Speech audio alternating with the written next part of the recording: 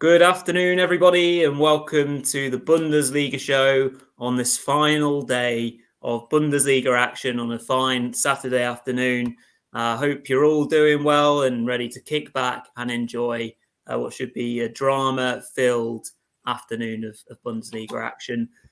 Joined by Mark, as per usual, Mark. We're going to sit back and just thrive and enjoy this plethora of Bundesliga action this afternoon. Yeah, obviously it's the only time of the year, isn't it, that we get all 9 games kicking off at once. So it's always a fun exercise anyway. But obviously with the fact there's so much lying on it as well. I think I mentioned to you, Rory, before kickoff, obviously we don't have the title race this particular year like last year. But we do have a lot, especially at the bottom of the table, the European places as well. Let's not forget that potential 6th spot as well, which could even mean Champions League this year. So that's another kind of, a lot of people would even say, Champions League qualification is still on the line today. So, yeah, definitely. I think BVB David has already said Champions League upcoming. Yeah, we're all hoping so anyway. And I think obviously Hoffenheim and Frankfurt will also be hoping. So they could potentially mean a 6th Champions League place for the Bundesliga. But yeah, obviously down at the bottom, nervous scenes in Heidenheim today as Cologne basically could potentially lose their Bundesliga status. One of the big German traditional clubs could potentially be relegated today. Union Berlin, obviously a team that has given us so much over the last 3 years, but obviously this season has not been a good year for them. They also in deep, deep trouble, obviously hoping to avoid the playoff at the minimum, really, for them. Obviously, Bochum and Mainz as well on the kind of periphery of that relegation zone. They need results today as well to guarantee they're going to stay up, don't they? So obviously, massive afternoon here. Week 34 of the Bundesliga. Can't wait for it. Yeah, absolutely. So in terms of what me and Mark are doing for the show's sake, I've got Hoffenheim Bayern match on my TV. So I'll be able to kind of talk you all through that. As Mark mentioned, there is a slim chance of Hoffenheim working their way into Champions League football next season, which is just crazy to think about. So they'll be well up for it. Up against a stronger Bayern side than I thought. We'll work our way through team lineups in a sec as well. I've got that on. Mark is watching the champions, so Leverkusen, obviously taking on Augsburg. He'll be watching them try to complete the invincible season. The unreal scenes there, no doubt, as well. We'll be basically doing Gillette Soccer Saturday style for the rest of it, tracking all the goals, keeping you up to date. So just having a bit of fun with it, really. We always do this at the end of the season, and it's always great fun, especially when there's plenty riding on it, which there is. Obviously, there's no title race, but still there's plenty up for grabs. Really looking forward to getting stuck into it. Make sure you join in the conversation, join in the chat. As per usual, obviously, if you can, leave a rating on and review on podcasts. That's not what I try to click on. If you leave a thumbs up as well, comment along who you're supporting today, who do you want to win, who do you want to see relegated, etc., and make sure you do subscribe to the channel. It'd be very much appreciated if you can do. And as you can see on screen, the games are starting to kick off now. Very excited. And Mark, we'll just kind of work our way through team lineups before we maybe get any first goals. Obviously, hoping for goals galore this afternoon.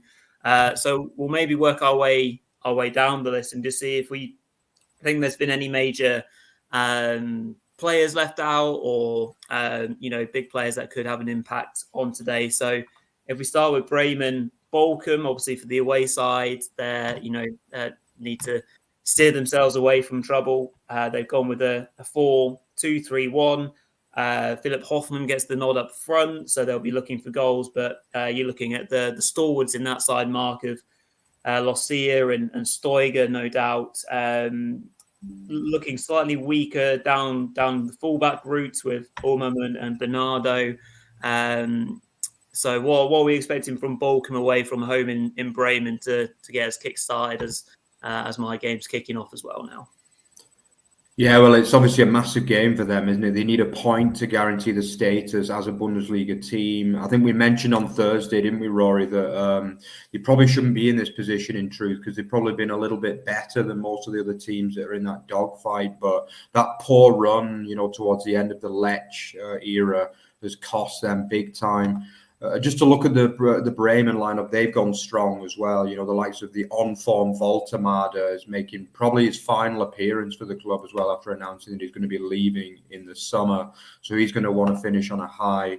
Dux as well makes the start too, with the likes of Linen and Leonardo Bittencourt in the midfield as they play a 3-4-2-1 in this important game. Obviously a formed team as well, Bremen, aren't they? I mean, Bochum, it's going to be, I think I predicted a 2-0 win for Bremen here. And I do believe that the home side will get the job done, which would leave obviously Bochum needing other results to go their way to avoid a potential playoff. So a lot riding on that game, Rory. And then, do you want to talk us through the Dortmund-Darmstadt? Yeah, well, obviously the big one at Dortmund today is the last hurrah for Marco Reus in the Westfalen Stadion. He starts in the middle of the midfield three. Dortmund have gone pretty strong. You've got Sancho up top with Adeyemi and Füllkrug. Obviously, a lot of chat was around going hard on Dortmund players from a fantasy football point of view. So obviously that's well, you can expect that to be the case. So yeah, Dortmund have gone pretty strong. Darmstadt, an interesting 3-1-4-2 formation by the looks of it. So Skarka up front with Wilhelmsson. You've got Malem in there as well. But yeah, that looks like a fairly open lineup. And I think we've got our first goal of the afternoon, and it's my game.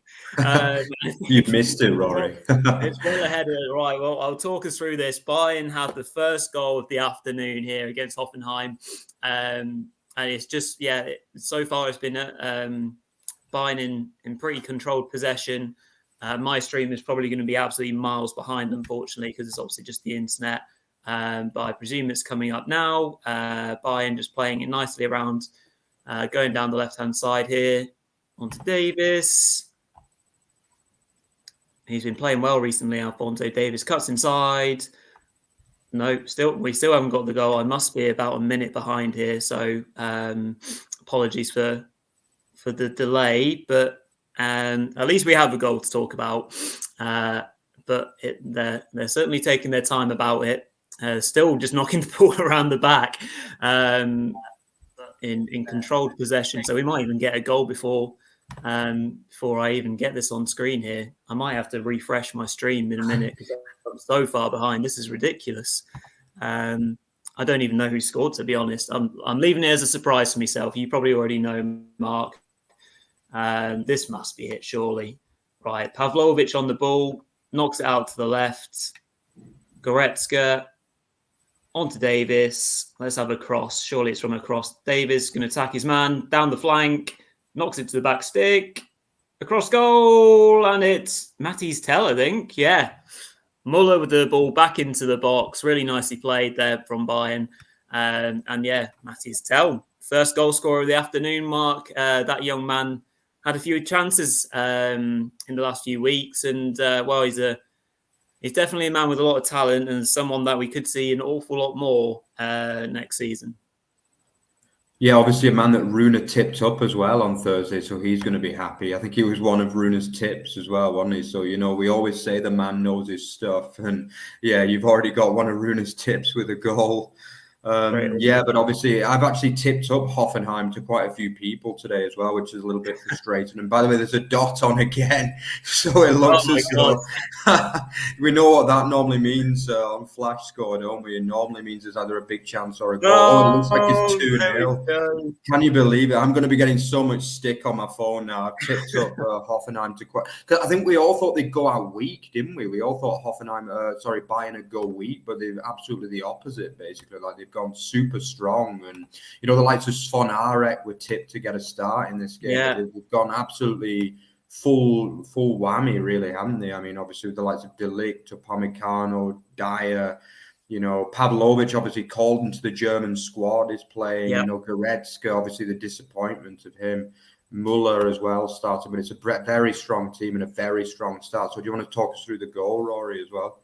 Yeah, I mean, literally, it should have been 2-0 even before that as well. Matthijs Tel ended up with a really good chance, basically a one-on-one effort. That Baumann, another national team player, made a really good save actually, and then Muller almost got on the end of another one. But yeah, unfortunately, I'm still not on my goal yet. But before I talk through that, there's a big goal in Bremen, Mark. Yeah, and it's all 6'5" of Marco Friedl as well, who's got the goal for Bremen, the defender. So I would imagine from potentially a set play, but obviously it's a very, very early setback for the away team. We were just mentioning them before. I felt as though Bremen would perform in this game. I didn't expect a kind of hopeless performance in this particular match. And obviously they've got the goal through Marco Friedl, so big pressure on the away side. Just as we see another dot. Wow, Rory's got a goal fest. It's within 10 minutes and we've got 3 goals in in Hoffenheim, in Sinsheim. Incredible, really, Rory. I mean, what's going on there? You've got the game of the weekend by the look of it. I've picked it well. To be fair, I was moaning earlier about how, it's the Bayern match because of Harry Kane and Kane's not even playing.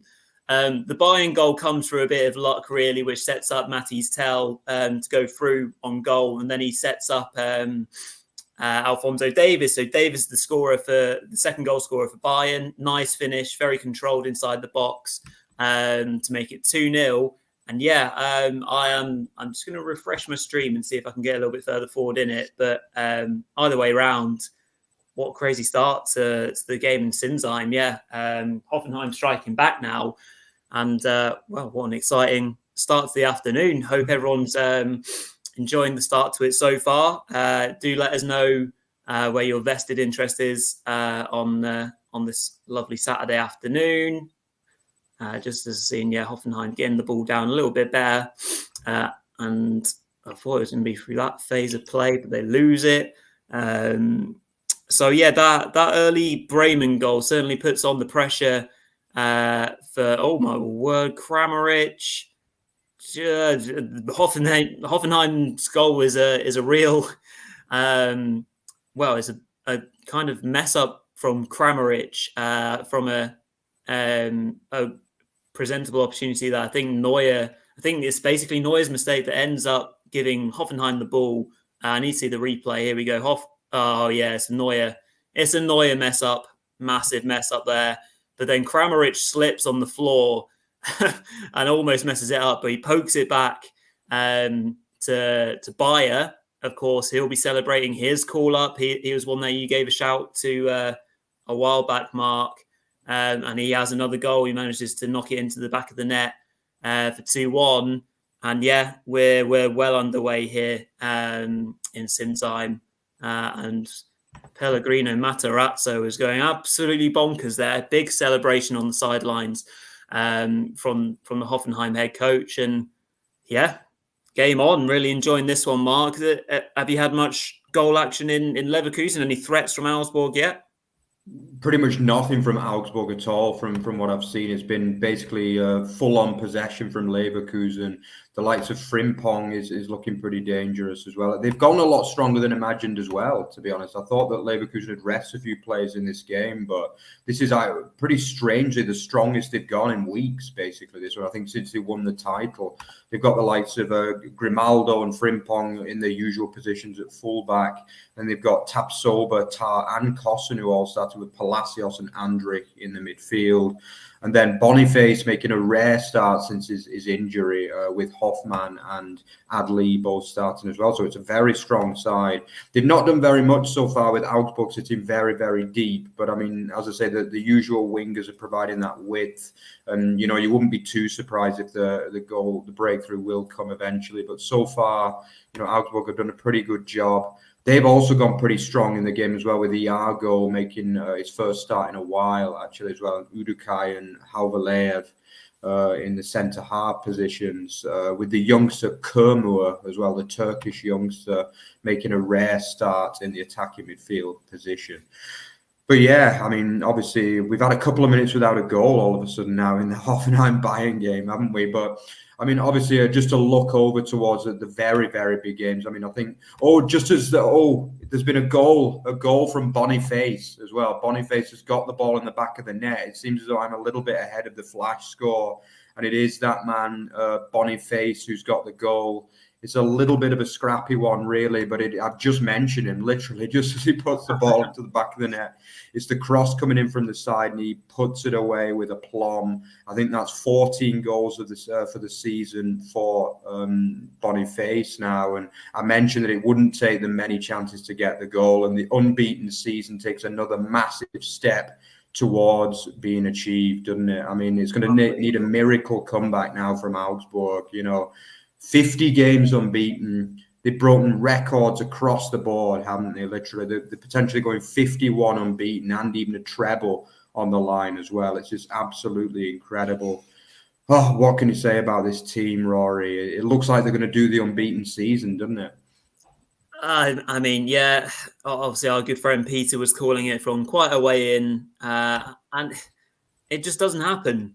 In modern day sport, the demand on players for rotation, the amount of games you play in a season, the natural fatigue, and throw in obviously just drops in performance levels. You just don't see it often. Like, it's just so hard to get your head around, and how amazingly well they've been coached and how they've just stood up every game. The spirit that they have, the late goals is something that we've obviously talked about so much. They've almost got, just as Bayern coming forward there from a corner, but Muller just heads it wide. They've almost got like more goals after like 86 minutes than some teams have had goals all season. Like, literally, they're ridiculous. One big step forwards there for Leverkusen in regards to going the Bundesliga season unbeaten. So good stuff from them. Just in my match, Hoffenheim have got themselves on the ball a little bit more, and they're trying to rush Bayern, particularly pressuring Neuer when he gets onto the ball, which I'm sure he won't mind, but we've all seen him. He's got a mistake here and there. And obviously his mistake led to the goal for Hoffenheim, but Bayern equally look very much a big threat on the break. Might just be worth quickly checking in as to what the table looks like, especially at the bottom currently, because I just want to see what the Bremen goal has an impact-wise. So as things stand, obviously we're only 15 minutes into these games so far. Bochum's current situation is the fact that they're dropping one place, with Mainz overtaking them with their current status of a draw. So it's not too disastrous yet for Bochum, but an Union Berlin goal would change that. Obviously not the start that Bochum fans would have wanted. Bremen off to a fast start, and no goals elsewhere yet, which is a bit of a surprise. So it gives us a bit of time to maybe have a look at some other team lineups. Let's go to Heidenheim Köln, because obviously there's some big selections to be made there for the away side, Mark. And the big man, Stefan Tigges, gets the nod. He's in front of Linton Miner and Ali Du. And then you've got the midfield three of Kynes, Martel and Lubicic. And then Thielmann's having to do a job at right back, Mark. And then you've got Chabot and Hubers and Schwaber.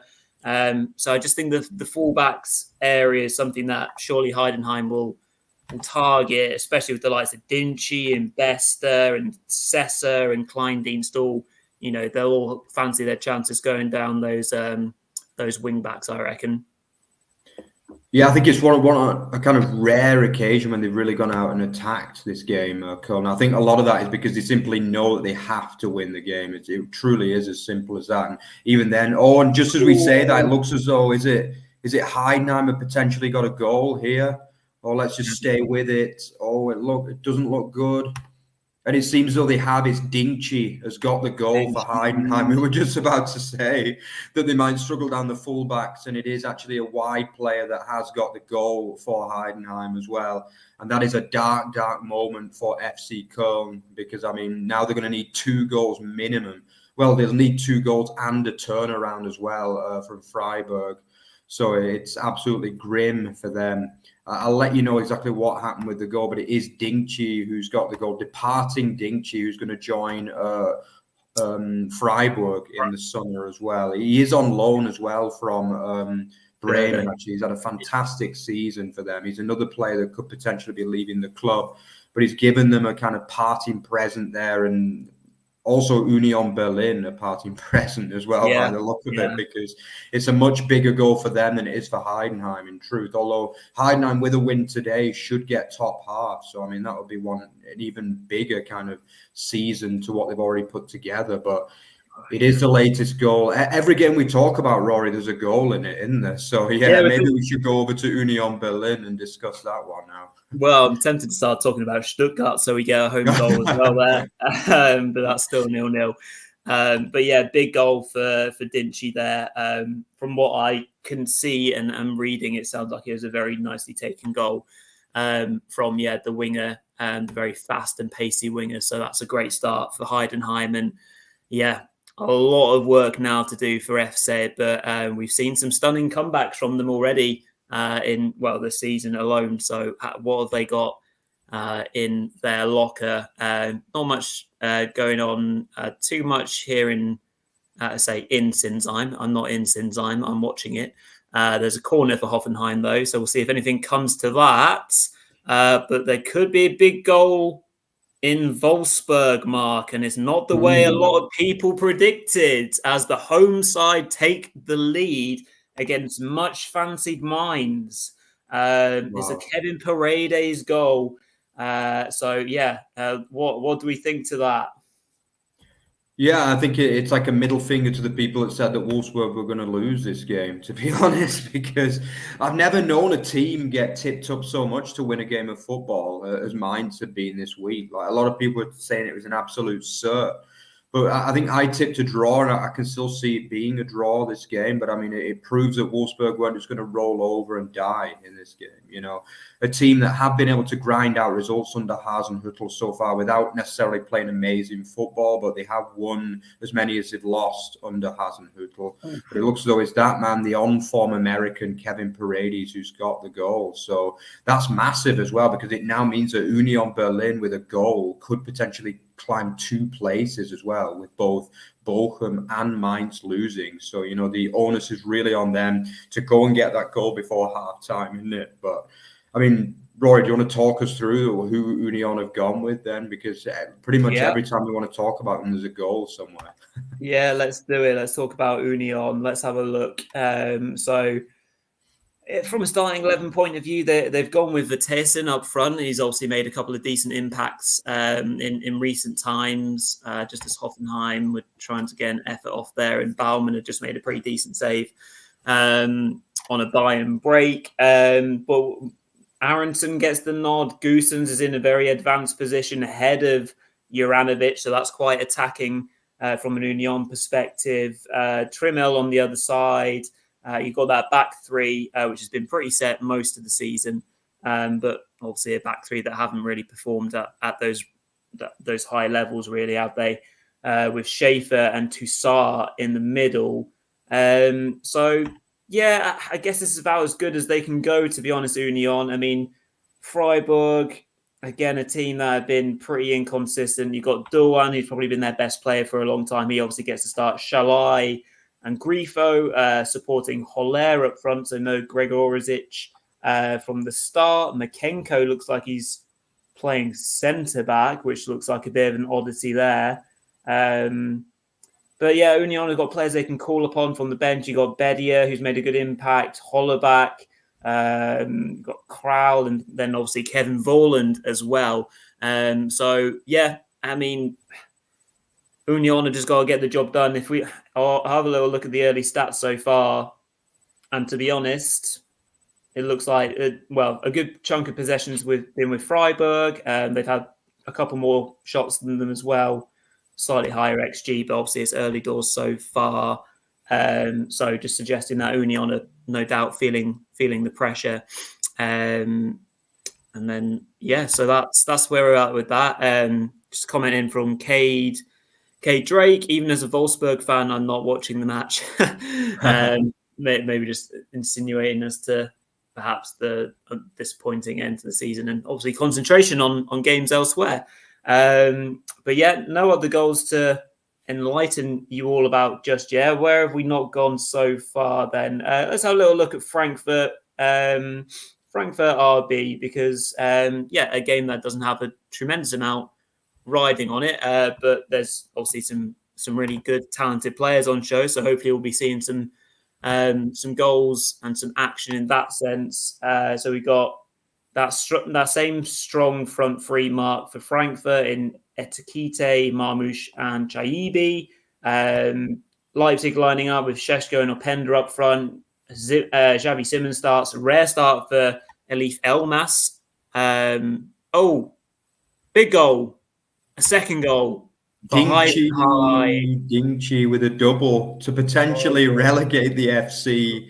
Oh, what an absolute disaster. I mean, it's not good for the day either, really, in many ways, because we all wanted Köln to stay in it, but they are truly going to need a miracle now. I mean, obviously, they pulled off a 2-0 deficit win last week, didn't they? But, I mean, to do that in Heidenheim, it looked like they're up for it as well. They're going for the double effort to relegate two teams this season as well, and they're well on course to do that, Heidenheim. And it's that man Dingchi again who's got the goal. I mean, they're going to be seeing him in the nightmares, FC Köln, aren't they, after this weekend? But yeah, I mean, we were talking about the formation. They've gone out a lot more attacking Köln, but it's absolutely not working out so far. I mean, obviously, Thielmann at right back as well. I mean, you do wonder, is it him that's been exposed? I mean, obviously, we're not covering that game in particular, but I mean, you do wonder that a little bit.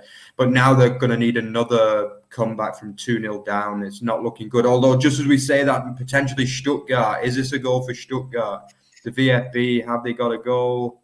It looks as though it is. And it is indeed. It is. It's that man. It's who again? Who the man of the season, really? Who's going to end up being the second top goal scorer in the Bundesliga, only after our English hope Harry Kane, who obviously doesn't start today as well. You never know if you get 7 or 8 today, Rory. You could even get the golden boot. So yeah, what an effort. I mean, Rory, what a season from that man and from Stuttgart. It just seems, I'm sure as a Stuttgart fan, you just don't want it to end, to be honest. Yeah, it's been a crazy season for Stuttgart. I just enjoyed it so much. The change that we see, just I'll come back to Stuttgart maybe because we've maybe got an equaliser in Wolfsburg. It's 1-1. Mainz are back in it. 1-1. Gruder with the goal. Yeah. Oh, he's a big player, and a big player already for Mainz. The youngster produces a big moment, and that again changes the dynamic at the bottom of the league. Mark, big goal for Mainz. Yeah, it really does. I mean, respect to them. They've not lost in 8 games. I think they've won 5 out of those 8 as well. And they are clearly a good team, which is why a lot of people were tipping them up last week. But yeah, the immediate equaliser, that's exactly what they wanted, especially with Bochum losing as well. They know that a point pretty much guarantees them anyway, because the goal difference is so much superior that they know that a point guarantees them. But with Bochum currently losing, it would 100% definitely guarantee them to stay up.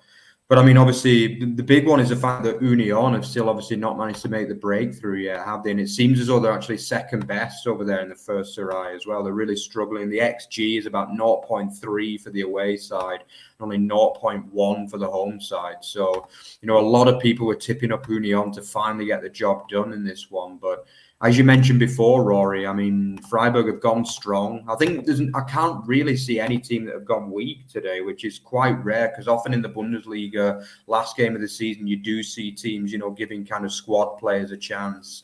They've not got anything to play for, but not today. I think perhaps with the fact that, so many teams have got something to play for today. Obviously, a lot of teams have shown respect to the competition and gone strong, which is really good to see. I mean, there's not many games with absolutely nothing riding on it, to be honest. Potentially Dortmund, Darmstadt is maybe the only one. I would say, with absolutely nothing riding on it today. Okay, some people would say Leverkusen, Augsburg too, but obviously the small matter of the unbeaten season is not too small of a matter, is it? But yeah, we've had a lot of goals, Rory, so far. Goals flying in at the minute. Anything happening over in Hoffenheim at the minute?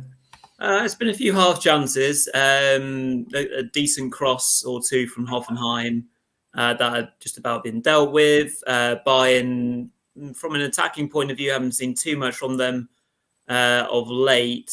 Obviously, with both, Bayern are doing what they need to do currently in regards to the battle for second place as well. And if we're talking the importance of the Stuttgart result as well, and the fact that they're now winning. They'll be hoping for, and probably so will I, to be frankly honest, for a Hoffenheim equaliser and more, so that second place could be claimed by VfB. Because we're talking, if we get a Leverkusen win in the Pokal, which of course is entirely feasible, second place will go into the Super Cup next season, won't they? And speaking of Leverkusen, Mark, you can talk us through your second goal of the game. Yeah, and it's Der Viking, as they call him in Germany, Robert Andrich, with yet another strike. I mean, a man who scores left, right, and centre these days, pretty much a shoe-in for the obviously the German national team starting 11, from what I've heard as well. I mean, what a season he's had. The former Union Berlin man, let's not forget as well. Took a bit of time to settle into Leverkusen, but this season he's been absolutely one of the best players in the league for me. And yeah, it's another one of those strikes as well. He takes a strike, the kind of ball rattles around, he takes a strike, and does it take a nick? I'm not quite sure. I have to take another look, but it's a strike from a way out, and it's 2-0, and it's going to be unbeaten, Rory.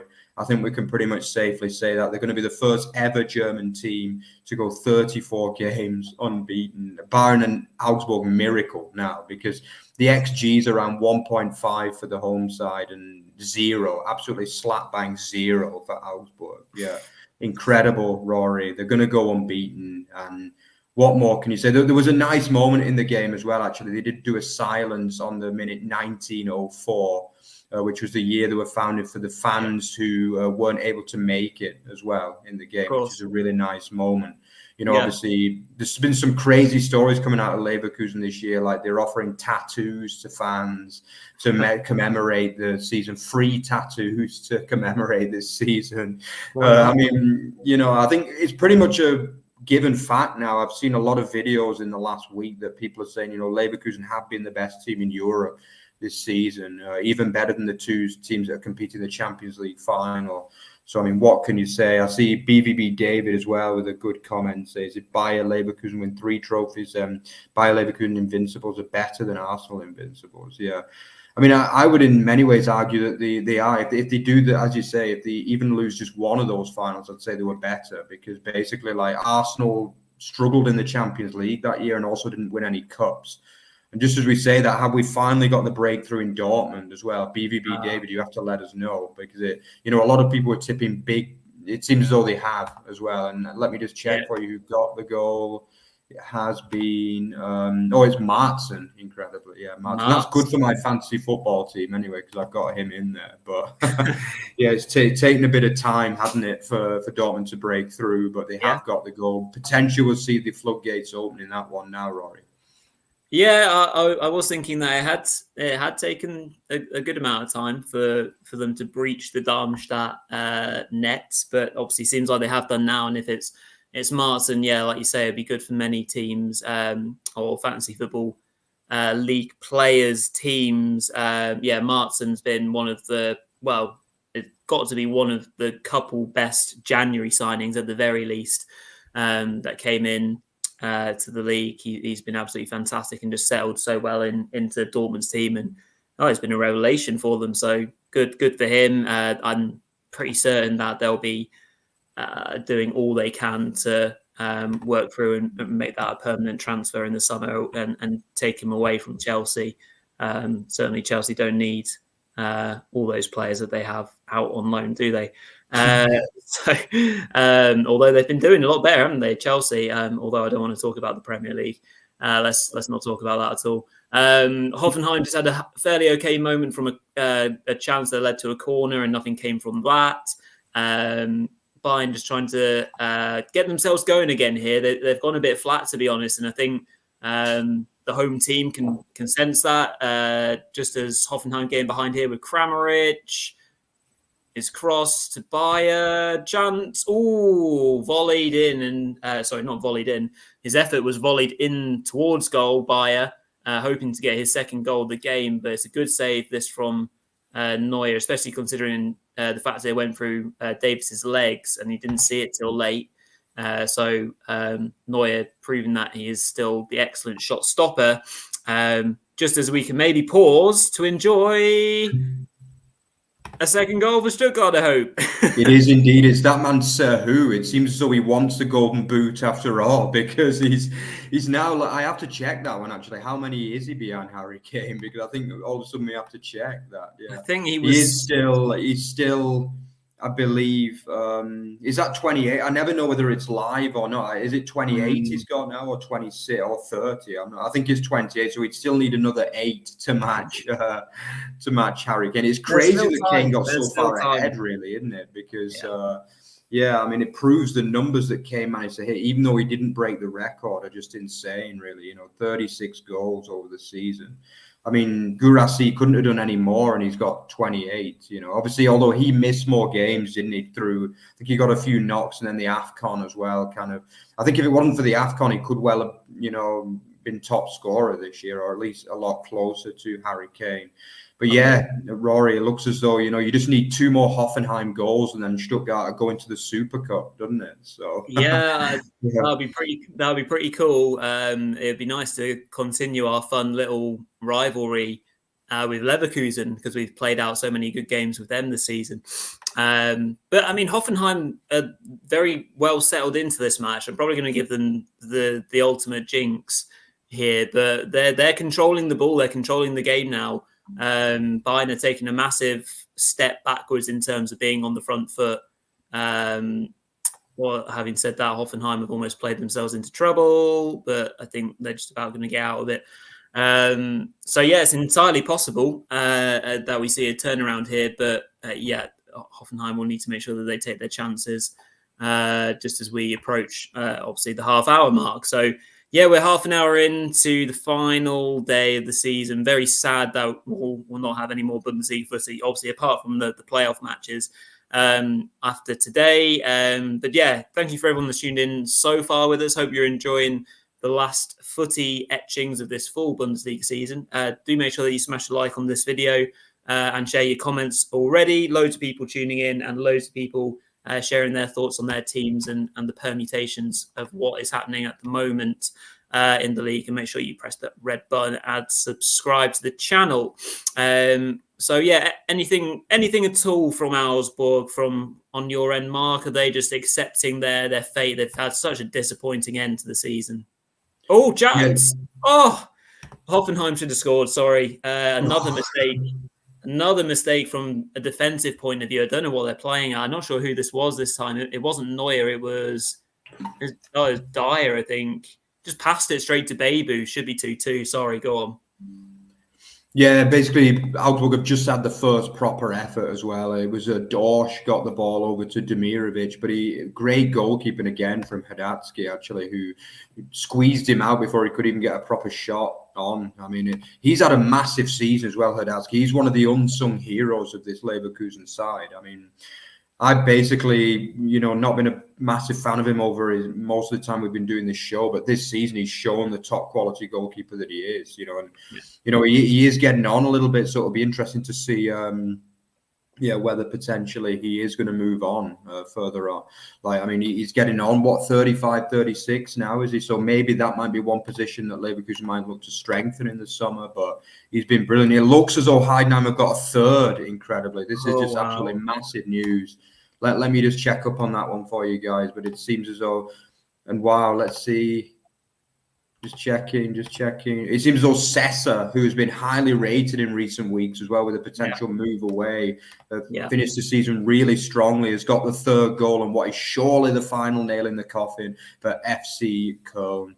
I'm really sorry, guys. If you are a Köln fan, you're going to need a minor miracle now, truly a minor miracle to get back up. So it looks as though, Rory, we're just talking about the playoff now, doesn't it? And I've just seen an interesting note in as well from Cade. Keepers, it seems as though Union might even get a penalty for a Makengo handball, which would really, really make it interesting, because if they score that, it looks as though it's going to be a handball. Is it a handball, Cade? Keep us updated. Clear handball from Makenko. Yeah. Thank you for the updates. That really helps us try and cover things. But yeah, Heidenheim doing the business. What an awful shame for the Billy Goats. They are going down with a whimper, it seems now.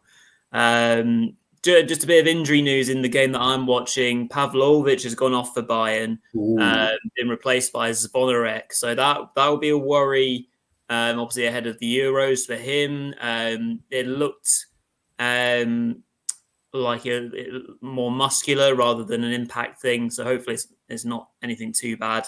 So Zvonarek is indeed on if you did have a punt with him from a fantasy point of view. And yeah, we can see on screen, thank you for confirming it, Cade, penalty to Union Berlin. Their penalty pro is usually Kevin Volland, isn't it? So I wonder who's going to be taking this. Will it be Vertesen? Is someone else going to step up to the mark? So we will just basically wait and see if this gets converted or not. David also saying that Sabitz has just had a shot. Oh, Juranovic, of course. Yeah, very good point, Cade. Yeah, he's a very good set piece taker, isn't he? So he's obviously taking responsibility.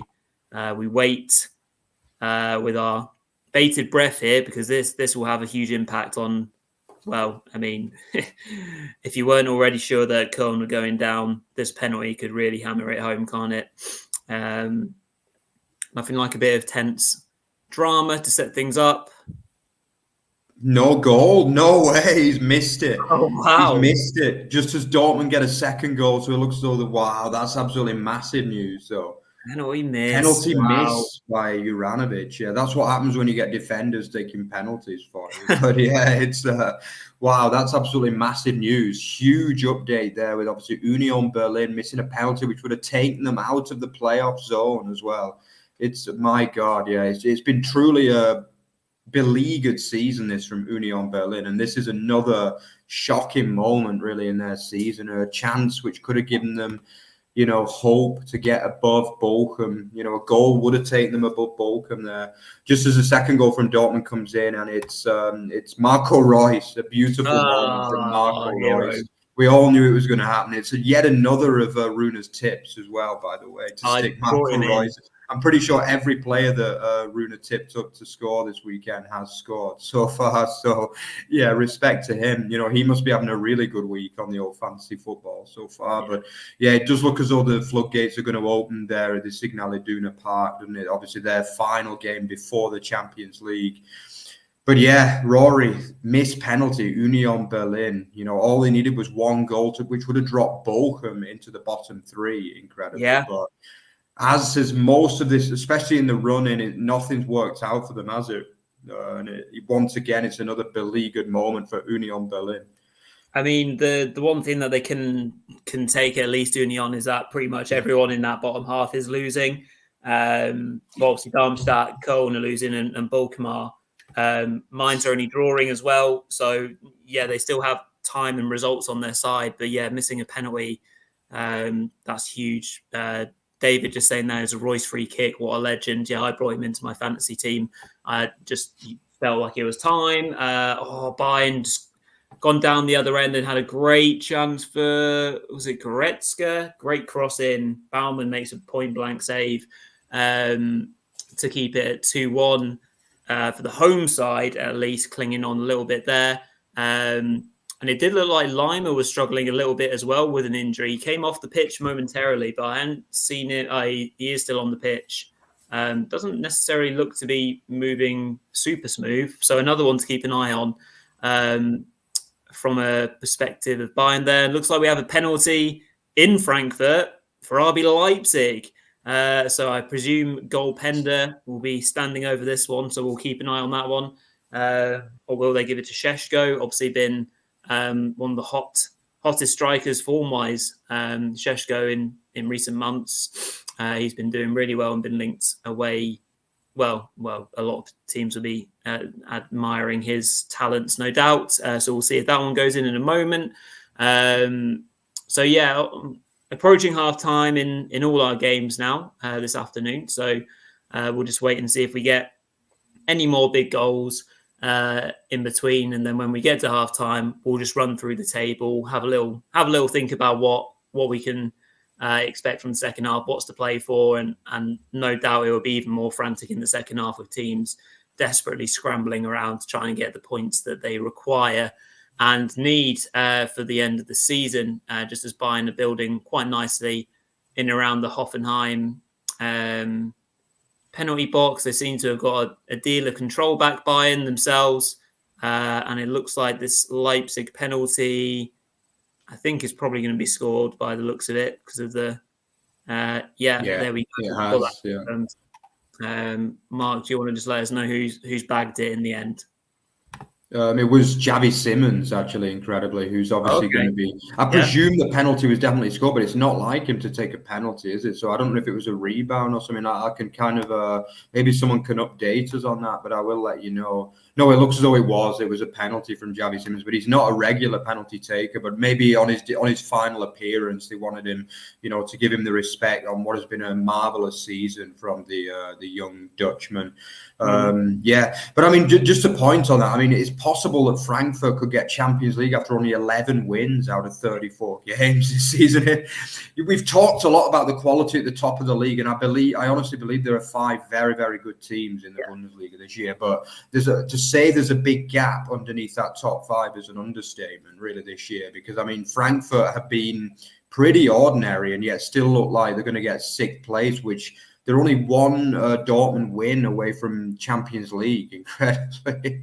Which, I mean, to say it's been a snail's race, I can't remember who it was. It was one of the managers who coined that expression, I think, earlier in the season to describe the relegation. But it truly has been a snail's race this year for the top 7. It really has. I mean, what do you think of that? The top 6, I should say, not even the top 7. Rory, do you think Frankfurt would deserve Champions League? Should they be able to get it? Or... Well, no, they don't, but it's what might happen. I mean, you're completely right. There's a huge divide in quality this season. That is plain and clear to see, because you see the big gap with regards to points. Frankfurt have been a team in transition, so they'll be really pleased the fact that they are in 6th, and well, if they do hold on to it, providing that Hoffenheim can't turn things around or they themselves can't turn things around against Frankfurt. But yeah, they had their team torn up a lot during last summer. New head coach who settled in, to life there and has a lot to kind of learn on the job. I think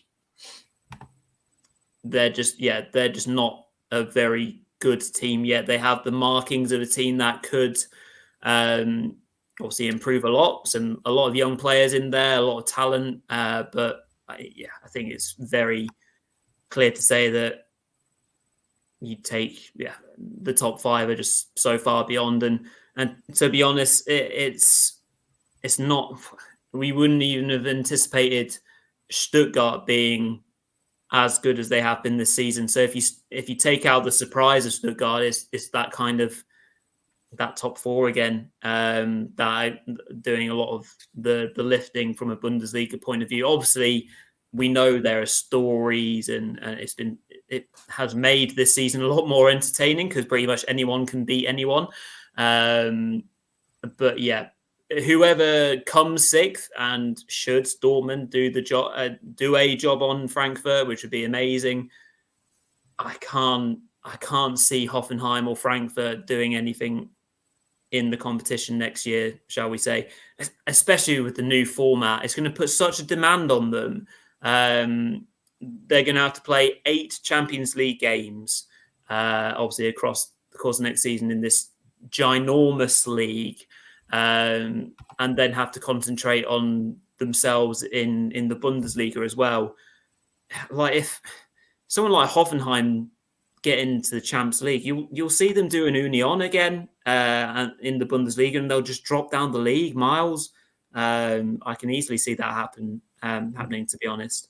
But do you actually, just one other question about that, Rory? I'm interested to get your take. Do you think it's possible that some teams have kind of realised that, the extra 2 games, and maybe that's why, I'm not going to quite say that teams are trying not to get into Europe, but obviously with the extra commitment, we know that most Bundesliga teams don't have tens or hundreds of millions to throw at it. Do you think that could have been part of it? Because as you mentioned, I mean, Union have clearly, they've had a nightmare season based on the best ever season in the history last season. So, I mean, and this year there could even be more stress on those squads. So do you think a lot of teams, you know, your likes of Augsburg, maybe even Werder, potentially even Hoffenheim, do you think they could have the resources to compete in Europe next season? It's definitely an element of that. And obviously, as we've been particularly getting to know the Bundesliga more so over the last few years, it's definitely a resource thing. And it wouldn't surprise me if there was something. Look, no player will go out there not trying to win a match today.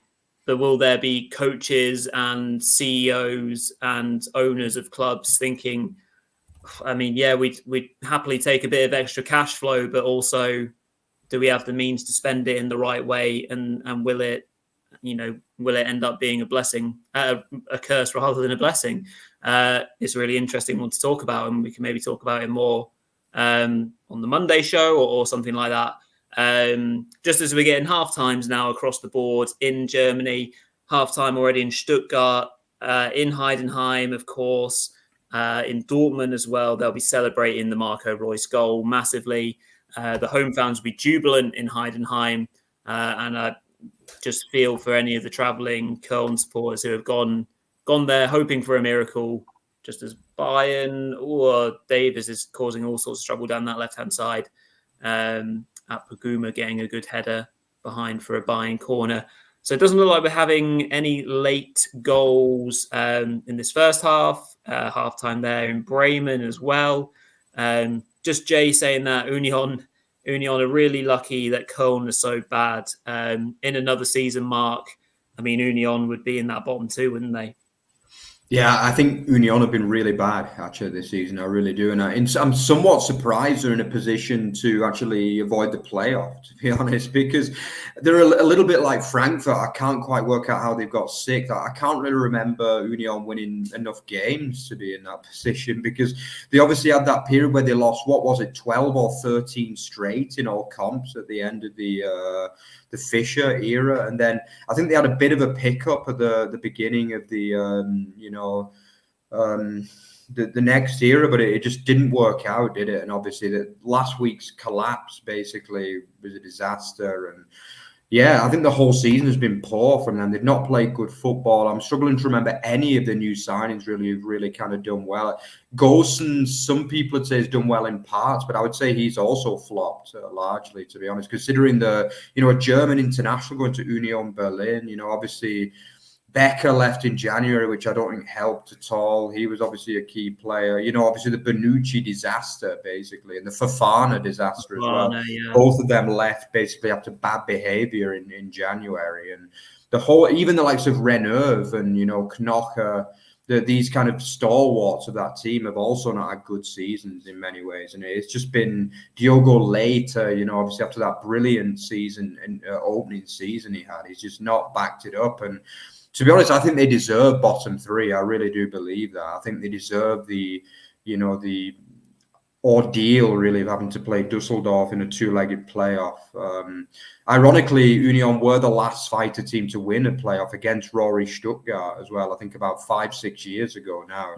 Obviously, and to be honest, the form they're in, if they get in that bottom 3, I'm not sure I'd fancy them to beat Düsseldorf, because obviously last year we had Stuttgart in there and they were starting to hit form under Hoeneß, and they were the wrong team for Hamburg to play that year. But this year you would say Union, put it one way, Düsseldorf will be hoping Union get that 3rd from bottom ahead of Bochum or Mainz, in my opinion, because I think they are the weakest of the 3 sides overall, and they've just had an awful season. The fans don't seem overly happy.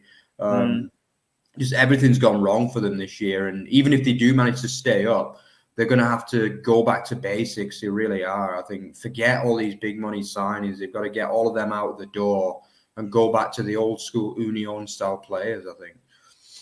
Yeah, very much so. Some good points there, Mark, on Union really struggling.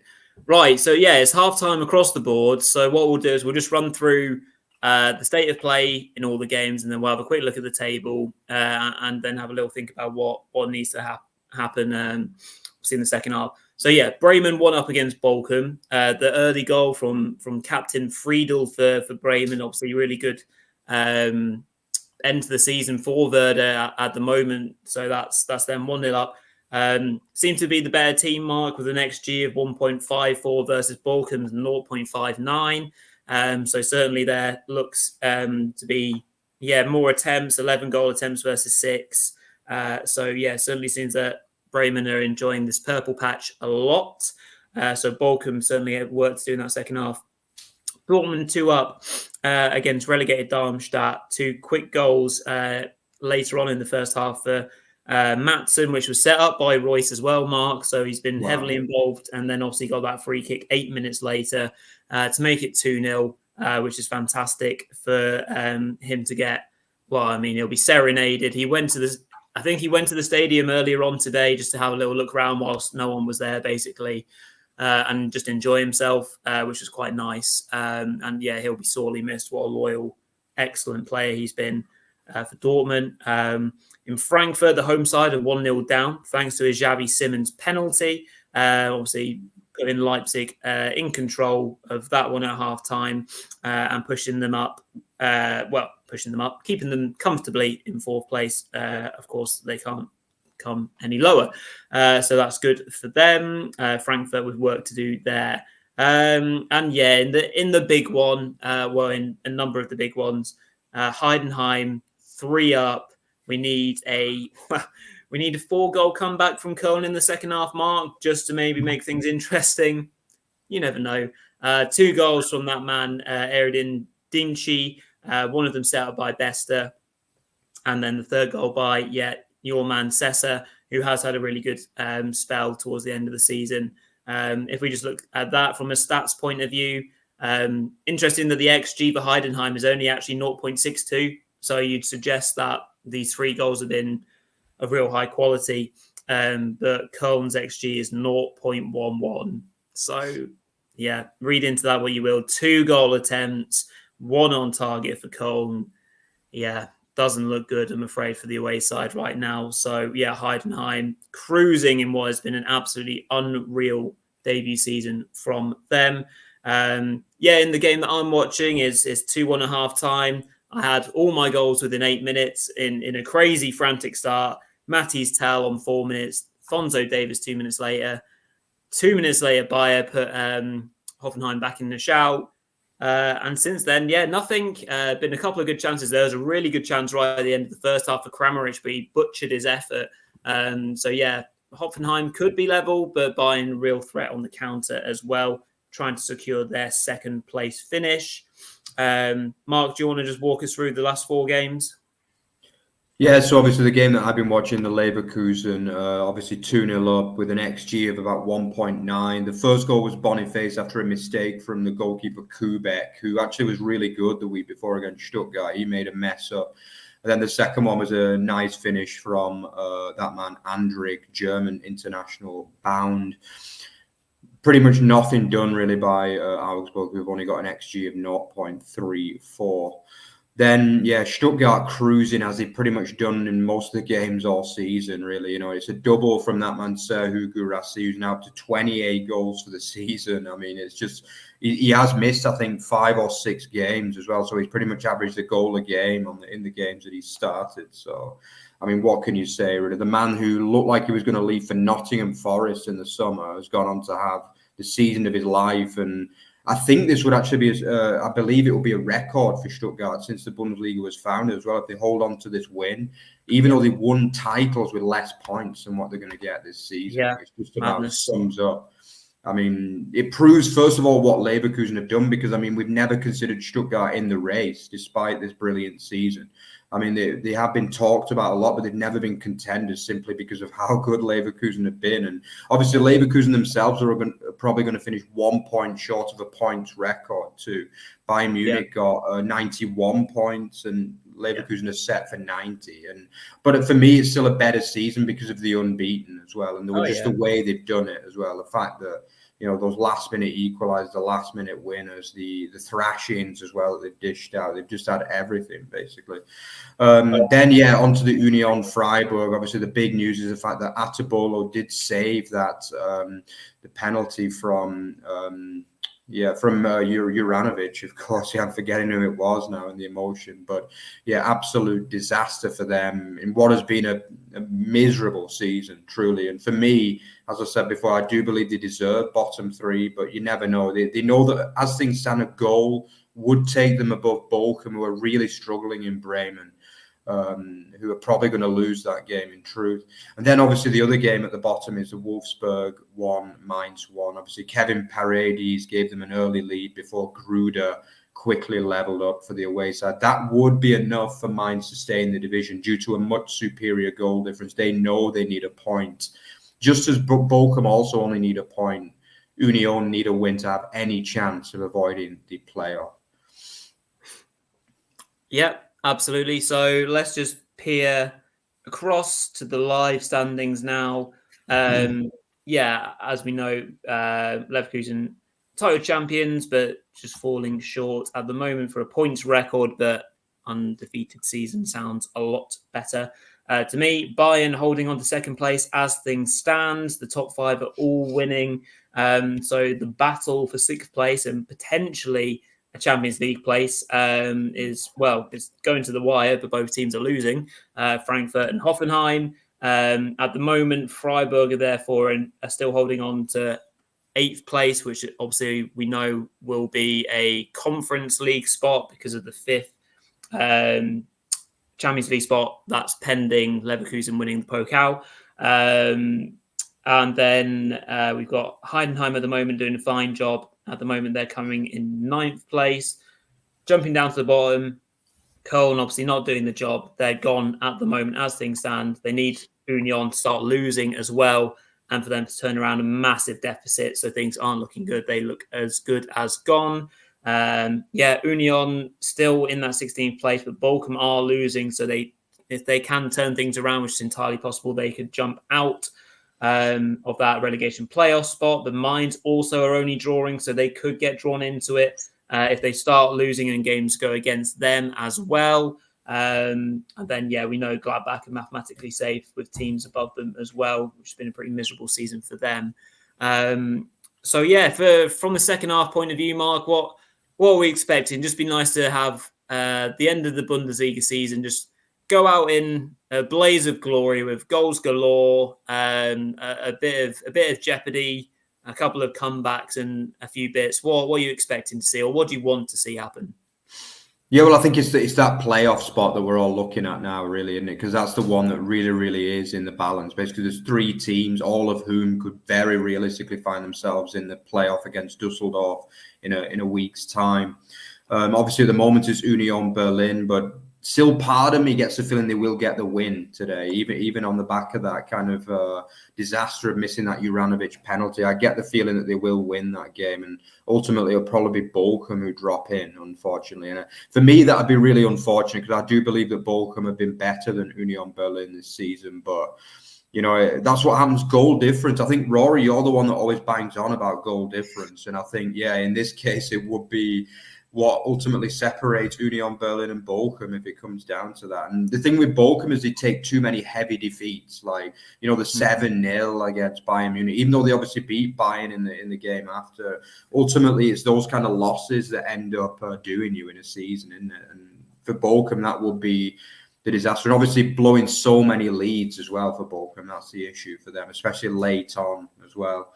But yeah, we've got to be looking out for that. Obviously, Mainz themselves are not safe as well. They need to make sure they hold on to that point. Otherwise, they could very realistically drop into the bottom three as well, which also would be somewhat undeserved, in my opinion, really, especially after the Bo Henriksen resurgence. Yeah, obviously, I mean, we're going to be looking for more goals in, your Dortmund game. We're going to be hoping they can rack up a few more realistically. Obviously, 2 goals in quick succession at the back end of that half. And, Darmstadt are probably going to get a bit of a tonk in there, I would imagine. I hope that Köln can at least kind of put in a bit of a battle as well in that second half, because, I mean, to show that up in a game like this it sums up Köln's season in many ways. And respect to Heidenheim, because they're probably the most underrated side in the league. I really do believe that. The most underrated side. They are a very good team. And they're probably going to get a top half finish as well, which is the most underrated season of all the teams in the Bundesliga this year. For me, after Leverkusen and Stuttgart, they are the team of the season, Heidenheim, definitely. But anyway, They've got to do something, Köln, at least get a goal or even 2 back in that one. Otherwise, it's going to be a pathetic ending to their season. What can you say? Obviously, a few more goals in Hoffenheim, Bayern. We saw potentially even a Hoffenheim win to bail me out as well, because I have tipped Hoffenheim to just about everyone I know this morning, because I thought Bayern would go weak. That was the thing. But obviously, they've not done that. But Hoffenheim did give themselves hope through Bayer's 16th goal of the season. Rory, anything you're hoping to see in the second half? I think you've covered it pretty well, to be honest. I think one thing around the Bayern game and the maybe the change of direction that we've seen from the strength of the team, it might be linked to the fact that Tuchel has now confirmed that he isn't staying, obviously, in his presser. So I wonder if there's a thing of, at least I want to go out then with a strong performance with my team, rather than he throws a load of kids in, they get beat 2-0, 3-0 or something, then he's looking at his own reputation. Like, he's sniffing around. He wants another job. He wants to go back to the Prem. Pretty sure he wants the Man United job. Personally speaking, I don't want him at Man United. So he's got a reputation to keep up. He'll know that. So I think that's a large part of why he's gone as strong as he can. I really do think that. But yeah, no, I think just a bit more jeopardy, some more goals would be absolutely fantastic for the second half of the final games of the season. So yeah, just want to say shout out to everyone that's watched with us so far. Thank you for tuning in and enjoying this final game week with us. Make sure you do smash a thumbs up. Comment along.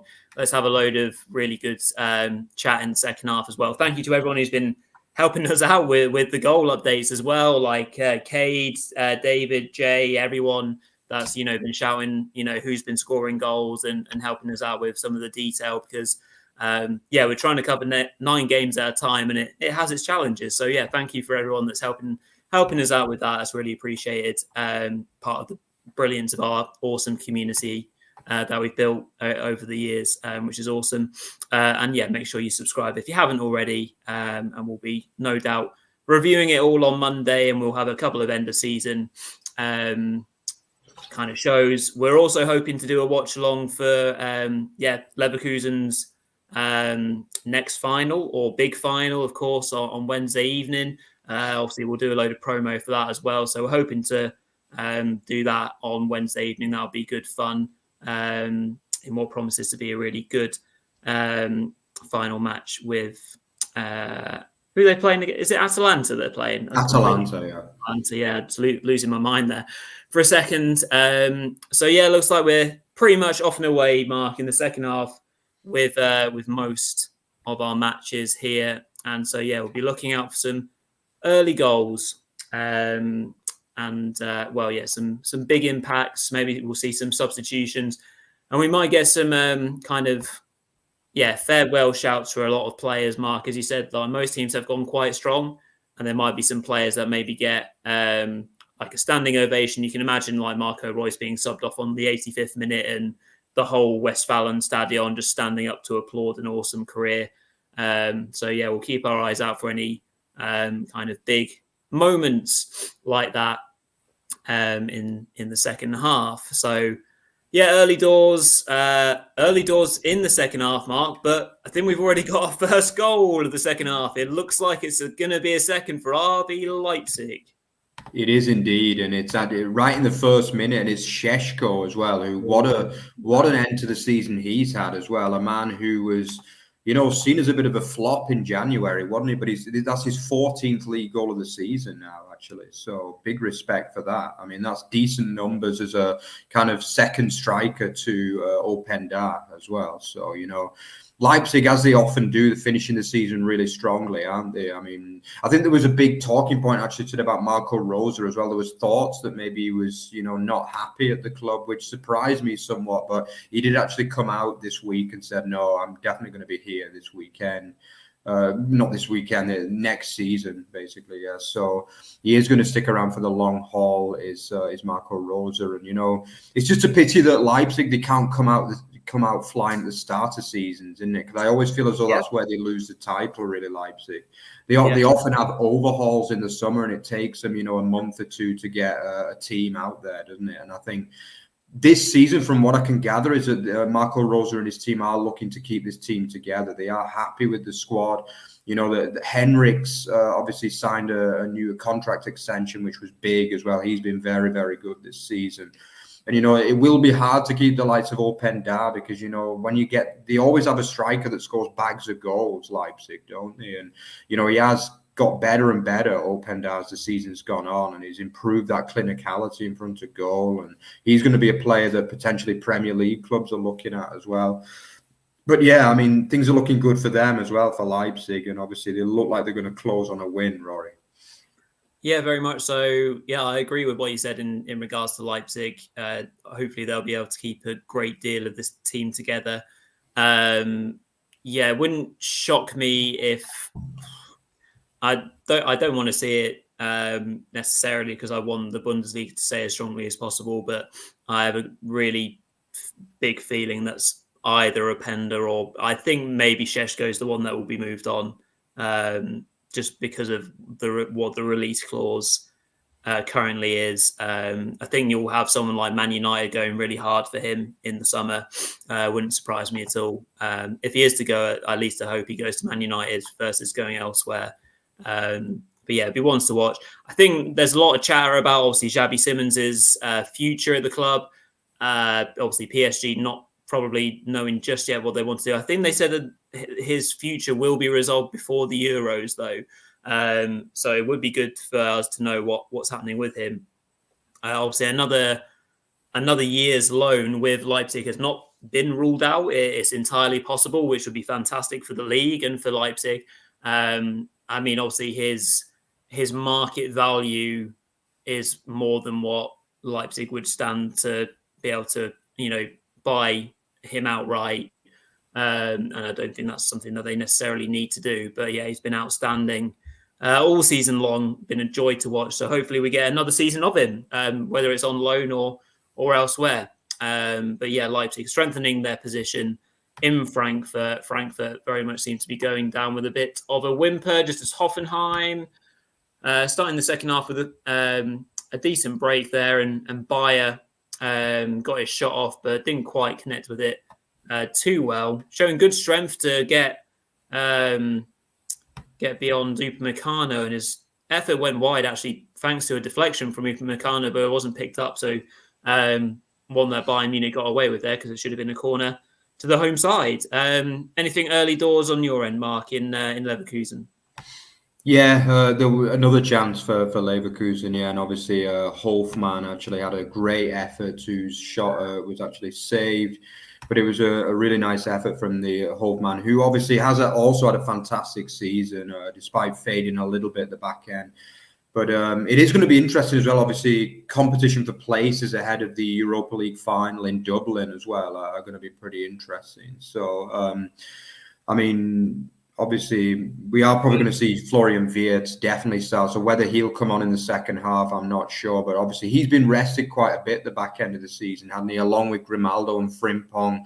I think Xabi has realised that you know, the cup finals are the priority, even ahead of the unbeaten season, despite the fact that it looks as though the unbeaten season is going to come to fruition anyway. But I mean, just about everything he's done this season has worked out, hasn't it? Let's be honest, for Xabi. I mean, he's never going to get a season like this again in his career. I'm pretty sure of that. And it has been his first ever full season in management as well, in top level management. And it's just, it is never going to get better than this, really. I'm pretty sure on that. And everything he's done has come to fruition, basically. Every single thing he's touched turns to gold.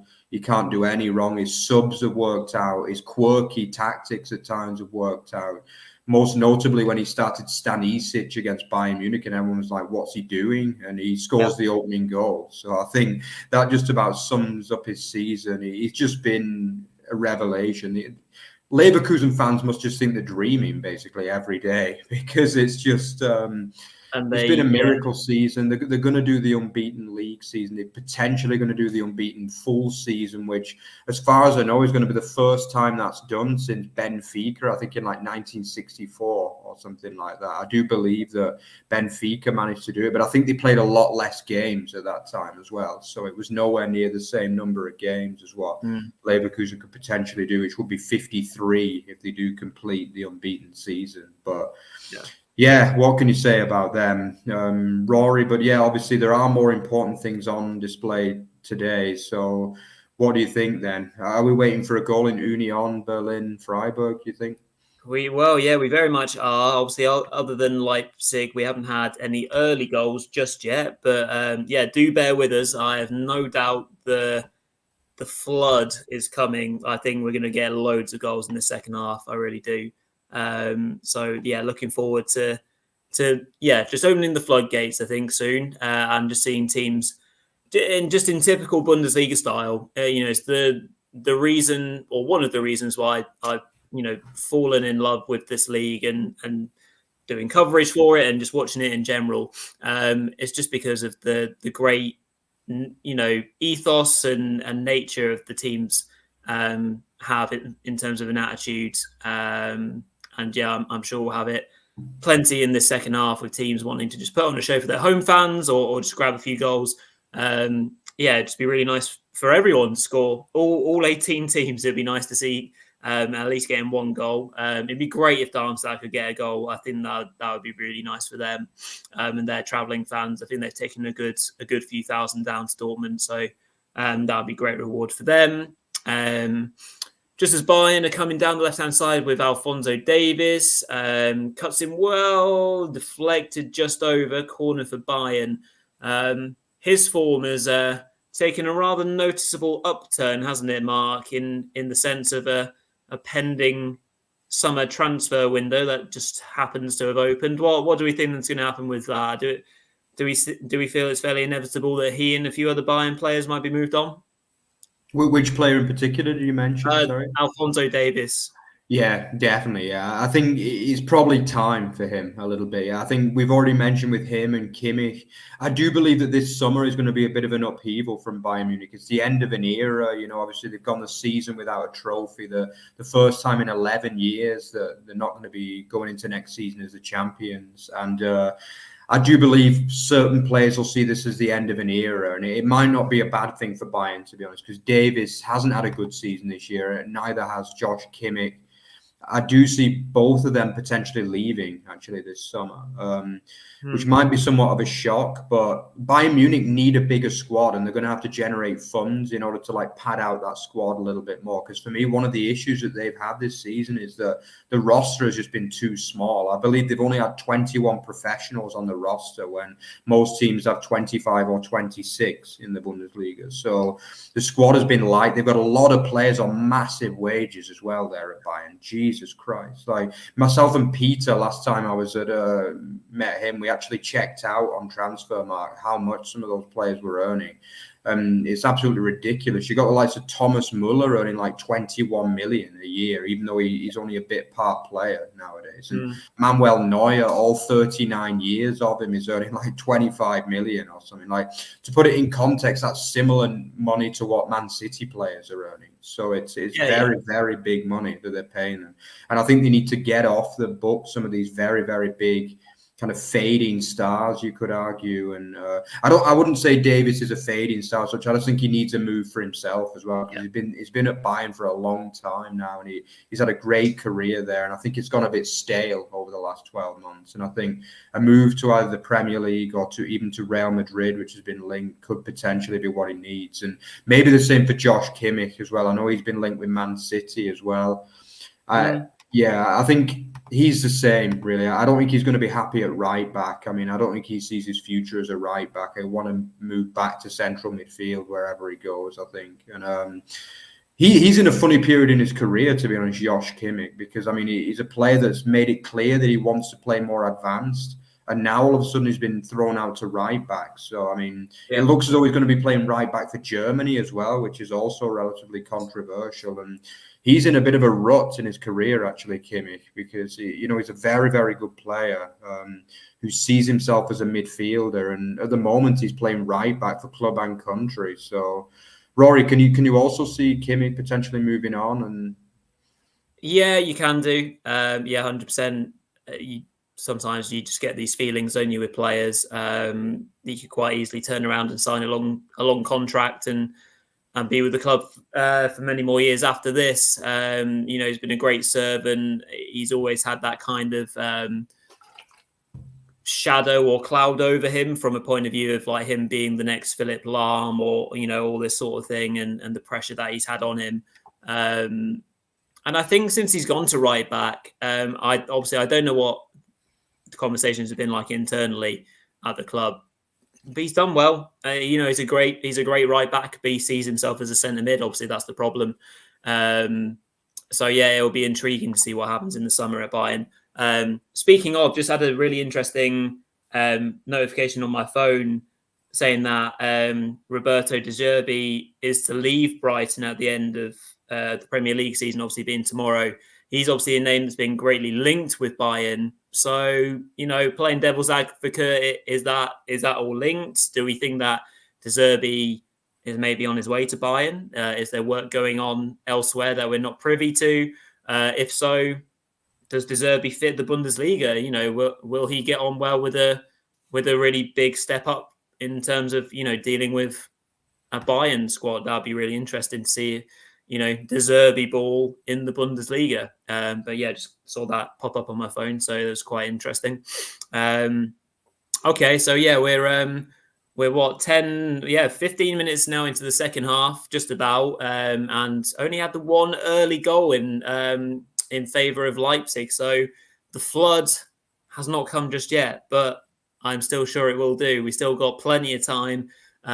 So as things stand, we still have Köln are going down to the second division. At the moment, Union will have to fight with Fortuna Düsseldorf in the relegation playoff match. That will be played over the next couple of weeks over 2 legs to decide who will be in the Bundesliga next season. Bayern still holding second place. Frankfurt and Hoffenheim will also stay in 6th and 7th at the moment. Just because they're both losing. Neither team look entirely likely at the moment. The only thing we can probably see is, I've massively put the mockers on, haven't I? I'm sorry, all Leipzig fans, because it looks like we're about to score. And we're about to have our second goal of the second half. Mark, do you want to have a look at maybe who's about to score this one? Yeah, it's Hugo Ekitike as well, who's also had a decent end to the season himself. Very good. Yeah. I mean, obviously, I think that's his 4th goal since actually signing permanently as well. He was absolutely useless when he was on loan, but since he officially signed permanently for Frankfurt, he has improved a lot. And yeah, that is his 4th goal of the season. Obviously, not perhaps what people were expecting from him after signing for, with such a big reputation as potentially being the next Kolo Muani as well in January. I mean, but he has definitely started showing the signs, hasn't he, that he is a Bundesliga standard player, and he's going to be one to watch ahead of next season. I think this 6 months will have given him good education in the Bundesliga, and I think he'll be looking to really kick off next season, obviously with his 4th goal of the season. But obviously regarding Frankfurt, I mean, where some of their signings have just been a complete disaster. Like what's happened, Rory, to Donny van der Beek? I mean, he just can't get picked anywhere, can he, the Dutchman? I mean, a man who 4 or 5 years ago was with just about the whole world. You know what I mean? And just as have Augsburg scored? I need to check in on that game. Go on, Rory. You can talk us first through Donny van der Beek, and I'll check out on that potential goal for Augsburg. Yeah, well, you talk us through the goal, and then I'll come back to Donny van der Beek. It's not quite come on my screen, actually. Oh, okay. I mean, he looks like such a likable character, Donny. He's a trier. He never seems to have really kicked up a fuss at United, but he's just whatever manager has been at the club that he hasn't fit in. Then you think a fresh perspective at Frankfurt, he'd do really well in a Bundesliga team. Played the first 2-3 games, did absolutely nothing, and then has been benched ever since. Now, from what his agent is saying, he won't stay at United. He'll get moved on. I presume it'll be for a massive loss in money from United's sake. Oh, Bayern should have scored, Goretzka. And yeah, it's a shame for the player because he had all the talent in the world, but I think just his physical profile, he really struggles. It seems at the moment he can't get involved in games. He can't get into those advanced positions that he always used to pick up the ball for Ajax in. So yeah, it's a real shame, and I think we'll see him go to somewhere like France or Italy now and see if his game can work in another country, basically. But yeah, from a Frankfurt signing point of view, it's a disaster. But yeah, talk us through the Augsburg goal. Yeah, it's the young man Mert Kermur as well. Correct me on my Turkish there, but yeah, it's as far as I know, it's his first start for Augsburg, and it's a nice little finish as well, actually, into the back of the net. Just as I say that, Leverkusen have made a double sub as well, and it's actually Wirtz and Schick have both come on, so you can tell it's a reactionary sub. Leverkusen have been a little bit lazy so far in this second half, actually. It's almost like they were just cruising through. Augsburg are a side, Demirovic has been a lot better as well in the second half. He's been getting involved and played a key part in the goal as well. And actually, Augsburg are a side who, you never quite know what to expect from them a lot of the time. And since the 2-0, they've been the better team, really, in many ways. They've been up in that XG. And all of a sudden now, I'm not quite going to say they're going to turn this around. I think that's a bit of a big statement. But maybe Jabi might have been hoping he wouldn't need, especially Wirtz, so early in the game. There are 65 minutes on the clock. But obviously he still wants this unbeaten season. He's probably recognized the fact that Augsburg are starting to become the better side in this match. Just as we say that, have Köln got a reply here? Have Köln got a reply? Is it time? Bring on the autos. Who is it that's got it? It seems Stefan Tigges. Yeah. Who else? Stefan Tigges. Oh boy. All 7 feet of him has banged one in. And the miracle back in it, Rory. I mean, massive. I did have a feeling that Köln would fight in the second half. I didn't believe they'd just completely give up as they did in that first half. But Rory, could Köln still have a little tiny bit of fight left in that tank? It's just a little teaser, isn't it? A little appetizer for us there, that goal from Tigges to bring Köln back within 2 goals of Heidenheim.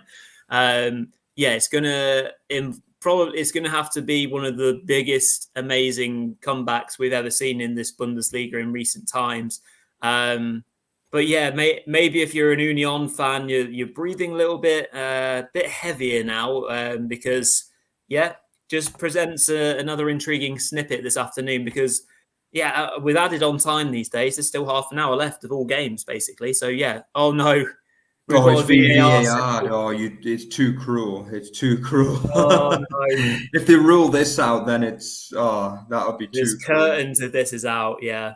Oh, dear. We'll keep an eye on that. Oh, no. It's gone. It seems as though it's stood. It seems as though Tigges has scored only his second goal in about 5 years. But yeah, it is. Seems as though it's stood as far as we know. So yeah, it is somewhat game on. But obviously, Köln, even a point is not enough. So they still need 3 goals. And then they need Freiburg to score again. So I think if you're a betting man, they're probably still about 1,000 to 1 to stay up at this stage, basically. Yeah. But it's at least better than 5,000 to 1, which it was before that goal went in. So yeah. Okay. I mean, obviously Union, still no breakthrough in that game, is there? I mean, the XG suggests that they've not really created much other than the penalty. They're on around about 1.2. They would have got about 0.77 just for that penalty miss. So, it seems though it's been another pretty underwhelming performance from Union. If anyone's watching that game, please let us know exactly what's going on. But it seems as though aside from the penalty, there's not been much that Union have created. Only 1.13, bear in mind 0.77 will have come from the penalty. So aside from that, they're on about 0.35 through 65 minutes, which is simply not good enough again from Union. I mean, Rory, as things stand right now, would you imagine Union can get the goal to get themselves out of it? Or do you think it's just destined that they're going to play the playoff this year? It's looking unlikely at the moment based on what they're presumably producing right now. I'll have to double check and see what subs they have or have not made, but surely it's time to throw on a Kevin. Kevin's already just come on actually. Kevin Volland's on, Hollaback's on, Harbour is on as well. Volland came on for later. So I presume a change in formation has therefore been thrown into the mix. Maybe they've gone to a back four then, because obviously later was one of the three centre halves. So unsure what they're doing formation-wise now. But yeah, throw on the big man and see what happens. You never know. We'll keep our eyes peeled very much on that game. Just as Hoffenheim on my end are starting to push again. They had a really good chance to make it 2-2, but it was a good save from Neuer to keep it. The former champions still ahead.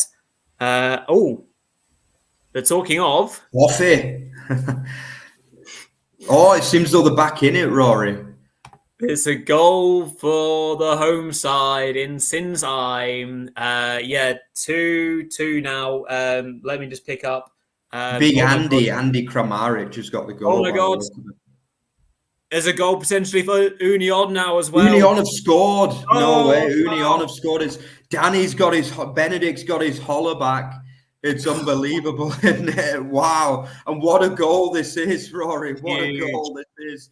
And let's just have a quick look at the table now, because that changes everything now that Union have finally got the breakthrough. That means that Bochum, just as I predicted on Thursday night, are going to play the playoff now all of a sudden with only just over 20 minutes to go.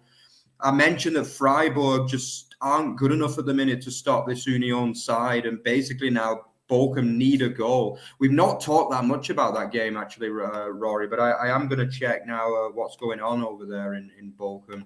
Yeah, and it seems as though basically Werder, it seems like an open game. Werder have got around about 2.5 XG, and Bochum have also got over 1, but they've not managed to find the breakthrough yet. So this is massive now. All eyes have switched from the first right over to Bremen now, Rory, and Bochum now need a goal after seemingly being safe 2 weeks ago, have now found themselves in the bottom three.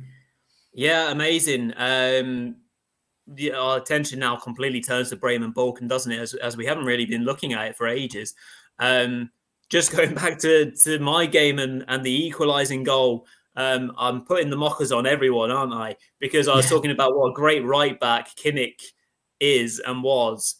But he kind of Bayern tried to play their way out from the back. Kimmich then makes a mess of it and loses the ball for a Hoffenheim throw in. Hoffenheim get the ball in play. Bebu gets to the byline and pulls it back for Kramaric to slide in and make it 2-2 now. Great play. It was a nice turn from Bebu. Kramaric gets in there and actually gets hurt whilst getting the goal. Upamecano, I think, was it Upa or was it Alphonso Davies? Absolutely crunches him. Gets a nasty knock, but he gets the goal to make it 2-2. And game on in Sinsheim. They'll be motivated to try and turn things around, because now we'll have to have a little look at what the permutations are for for Hoffenheim to overtake Frankfurt. They just need one more goal, and I guess Hoffenheim will go into that place above, right? Yeah, they needed a 3-goal swing. So with Frankfurt,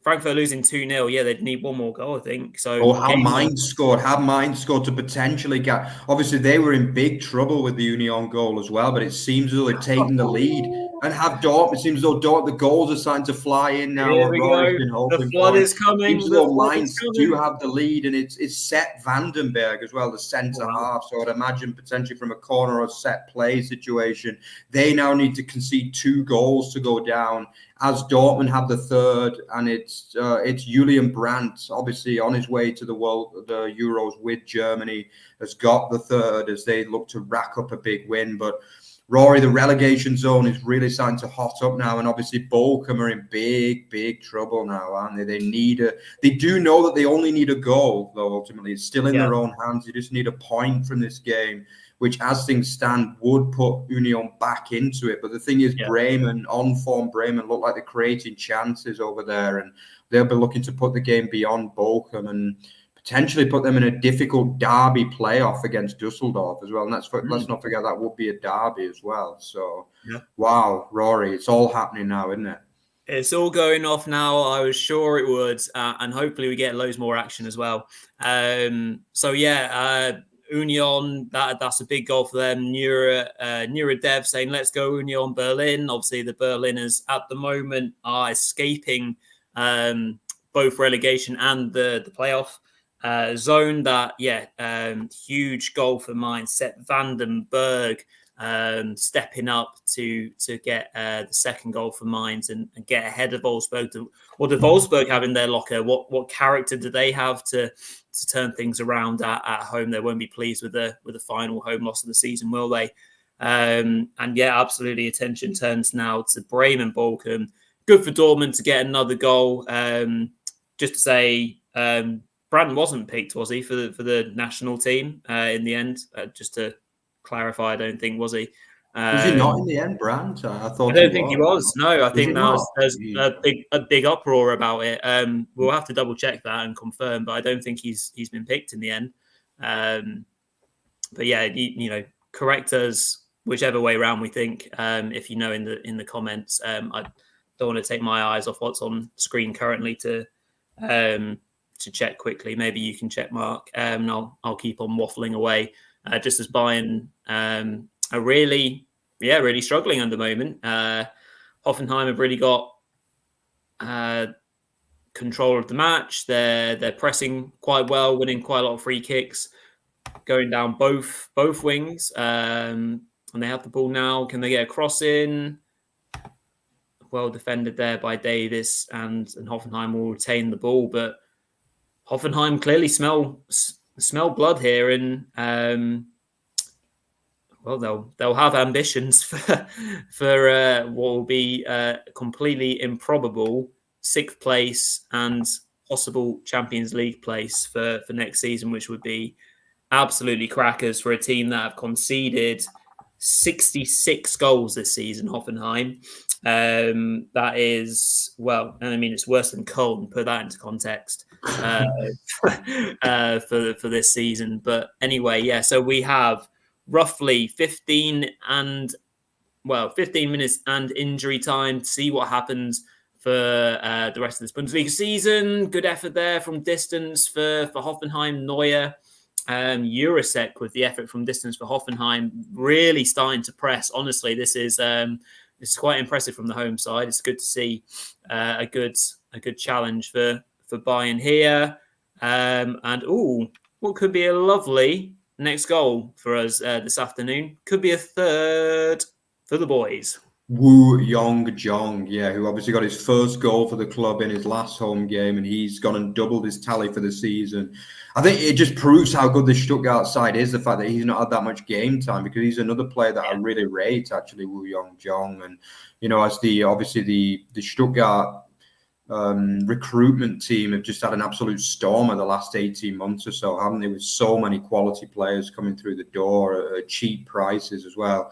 He's got his first goal, and obviously Stuttgart's third in what has turned out to be a very, very comfortable home win. By the way, Gladbach have only won 7 games this season, and they're definitely not going to make it 8. They've been another team for me who have been, along with potentially Union, if they avoid the bottom 3, have been very, very lucky not to be playing that bottom, that playoff in truth, because they've been poor, really. They've scored goals, Gladbach, but defensively, my God, are they bad. You could argue that they're probably the worst defensive team in the whole league, really, I would say, in terms of actual performance. Yeah. I think they've had no keeper the whole year, have they? I mean, obviously, Omlin has actually started today, ironically, which, I mean, there was all that talk about Nicholas. Like, I don't know why Sioane rates him so highly, because I think he's bang average myself, to be honest, apart from that one amazing performance at Leverkusen. But obviously, Omlin has moved back in, and he's not done particularly well today. But that back line, I mean, the likes of Liner still getting first-team football. Jesus, yeah, like, that's not good for a team like Gladbach, is it? Like, he's been on the bench for years, basically, let alone... It's just not good. Rory, where can Gladbach go from here? Because, I mean, surely they've got to fire Sioane. I mean, I like him as a coach, but this season has just not been good enough, has it? No, there'll be great change at Gladbach, I think. They'll need a bit more luck next season in regards to players that they've had injured. That's obviously not helped, but lots of teams have had bad injuries, I guess, as well. It's an excuse. It's a genuine excuse, but it's not one that is widely accepted. Oh, wow. There's a penalty in Frankfurt, Mark. Could we have an equaliser? So it's been scored as well, from what we can see. Has it been scored? That would be a disaster for Hoffenheim as well, really. It could potentially guarantee Frankfurt Champions League football, as crazy as it sounds. And it has been scored. I'll check for you now who got the goal there.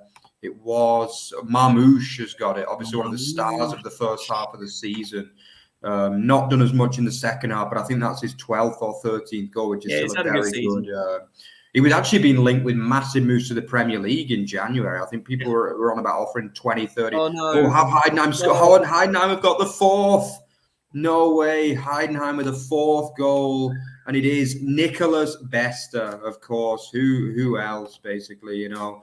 One of the stars of the season. Unfortunately, he didn't make it to the Germany Euros squad, did he? Which I think it's sad. I would have liked to have seen him in there, to be honest. But, I mean, realistically, it was always going to be a bit of a step too far. But he's got yet another tally in what has been a marvellous season for him individually. Crazy. Pretty much guarantees Heidenheim a top-half finish as well. They're going to be a top-half club this year. I mean, they didn't need to win this game to have a great season. But, I mean, the fact that they're going to end up in the top half is unbelievable, really, for a newly promoted side. You know, in a league where teams notoriously struggle. And have Bremen got a second? Have Bremen got a second and probably consigned Bochum to the playoff? This is big news coming in, and it seems as though they have. And it's Anthony Jung has got a second goal for Bremen. And it looks as though, unless Freiburg can get an unlikely equaliser in the first Sarai, it's going to be Bochum playing the playoff. Wow. I mean, Rory, what can you say? I did tip Bremen to get the job done today. I really did fancy them to win this. But, I mean, Bochum, we thought they were safe. They were 4 points clear with 2 match days to go. And then basically everything's gone wrong for them since, hasn't it? I mean, what can you say? One team that you just say that shouldn't be in this position is Bochum. Things really took a nasty turn after that Bayern win for them, didn't it?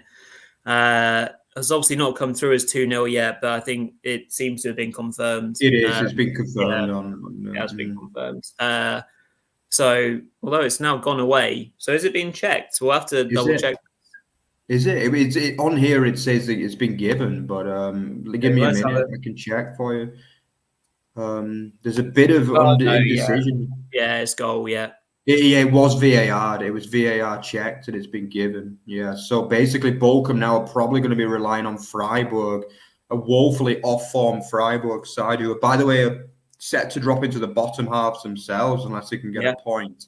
It's not looking likely that Bochum are going to avoid it. So, yeah, I mean, I'm kind of sad. Oh, has there been another goal even for Bremen here? Are they rubbing the salt into the wound? It seems as though they have, and it's Jens Stage has got a third for Bremen. My God, I mean, they've fallen apart here in the biggest game of the season, and they truly are now waiting for a Freiburg equaliser, unless they're going to be playing playoff football against a Düsseldorf side who finished the season like a train, by the way, in the second league. I mean, it's not going to be an easy playoff, this one, I don't feel, against Dusseldorf. Rory, Bochum, what can you say? I mean, they are one of those clubs that just always seem to get dragged down into the bottom four, don't they, really? They're a little bit like a modern Augsburg in some ways, but yeah. You know, we've been big fans of Bochum since they came into the division, because they came up quite early doors when we started doing the show, and they've been so,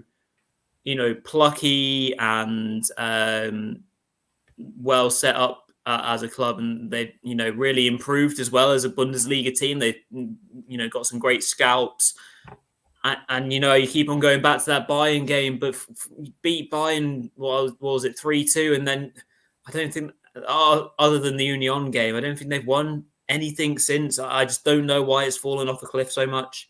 I really don't. And, you know, they've got such strong players there as well, which will likely guide them through. You know, the likes of Losia and Stoiger, you know, Asano, and, well, Hoffman, if he's on form, will be, you know, a tricky player to deal with. But at the moment, they're shipping too many goals. So, yeah, Dusseldorf will no doubt have to try and target that. I can't profess to know the strengths of Fortuna Düsseldorf as much, just as we're seeing potentially a fourth goal for Stuttgart, which would be very nice. It is super worrying for Bochum. They'll, like you say, be relying on a late goal for Freiburg, which is entirely possible. But Freiburg have not been the same team this season, unless we maybe see a Grifo wonder goal. But is he even on the pitch, to be honest? It is Silas with the 4-2. A nice touch for him. A man who's given so much to that club, and you know, it's good. Another team that deserve criticism. It looks as though Gladbach are going to finish just a solitary point above the bottom three. I mean, what can you say? And to be honest, they are another team that are lucky. I mean, they've ground out a few draws, which is the only reason why. I mean, Bochum really will be looking at themselves and thinking, how are we going to be in this position? Because I really feel as though, you know, they've been pretty decent at times this season. At the best, they looked a really good team. And it's been too many last-minute equalisers conceded as well. And they shouldn't be there. They've probably been better than probably 5 or 6 teams, potentially, Bochum, but they're still going to end up in that bottom 3 by the look of it, unless Freiburg can get... I would describe it as an unlikely equaliser, because, I mean, what have they really got to play for at this stage? And Union are going to be fighting for every ball at this stage. I guess the other alternative would be Wolfsburg to get 2, but again, it's a team that have got nothing to play for. It's not looking likely, and it does seem as though Bochum are going to be in the bottom 3. I mean, I tipped it on Thursday, but it still seemed a long shot at the time, but it looks as though it's going to come to fruition. And a lot of people in the chat talking Bochum, Dusseldorf, who wins. I mean, it might be a bit premature to say that just yet, but yeah, I would probably go Bochum as well, but just the way they've finished the season has been rough, because I think they thought they were safe with probably eight games to go. After that Bayern win, they were celebrating that as though they were staying up. And it seems as though Mainz have got a third as well, as they you know, had a massive last 10 games of the season under Bo Henriks, and it looks as though they're going to clock up another victory. So that, they have got the third, by the way, and it's Johnny Burkhardt as well, who's come back. Brilliant form. Brilliant. He's been unlucky not to get a call up himself, to be honest, because the way he's played under Bo Henriksen has been outstanding. And have Hoffenheim got a winner? No way. Could Stuttgart be playing the Super Cup here? This is incredible. Hoffenheim have got a goal, and have Freiburg got an equaliser? Have Freiburg got an equaliser? No, surely way. Not. Have they? Is this a lifeline? Is this 1-1? What? No, that's what I said. It was 2. Bochum got a goal now as well, but obviously it's too late for them. It's too late for them. Jeez, the goals are flying, and we've had 4 goals in less than a minute all of a sudden by the look of it. Whew. Right. This is unbelievable now. Wow. Where have Freiburg found that from? And it's Ritsu Doan as well. Yeah, best player. Rory, do you want to talk us through Hoffenheim's goal that potentially, first of all, saves my bacon after tipping them, and also potentially gets Stuttgart in the Super Cup if Kaiserslautern lose next week?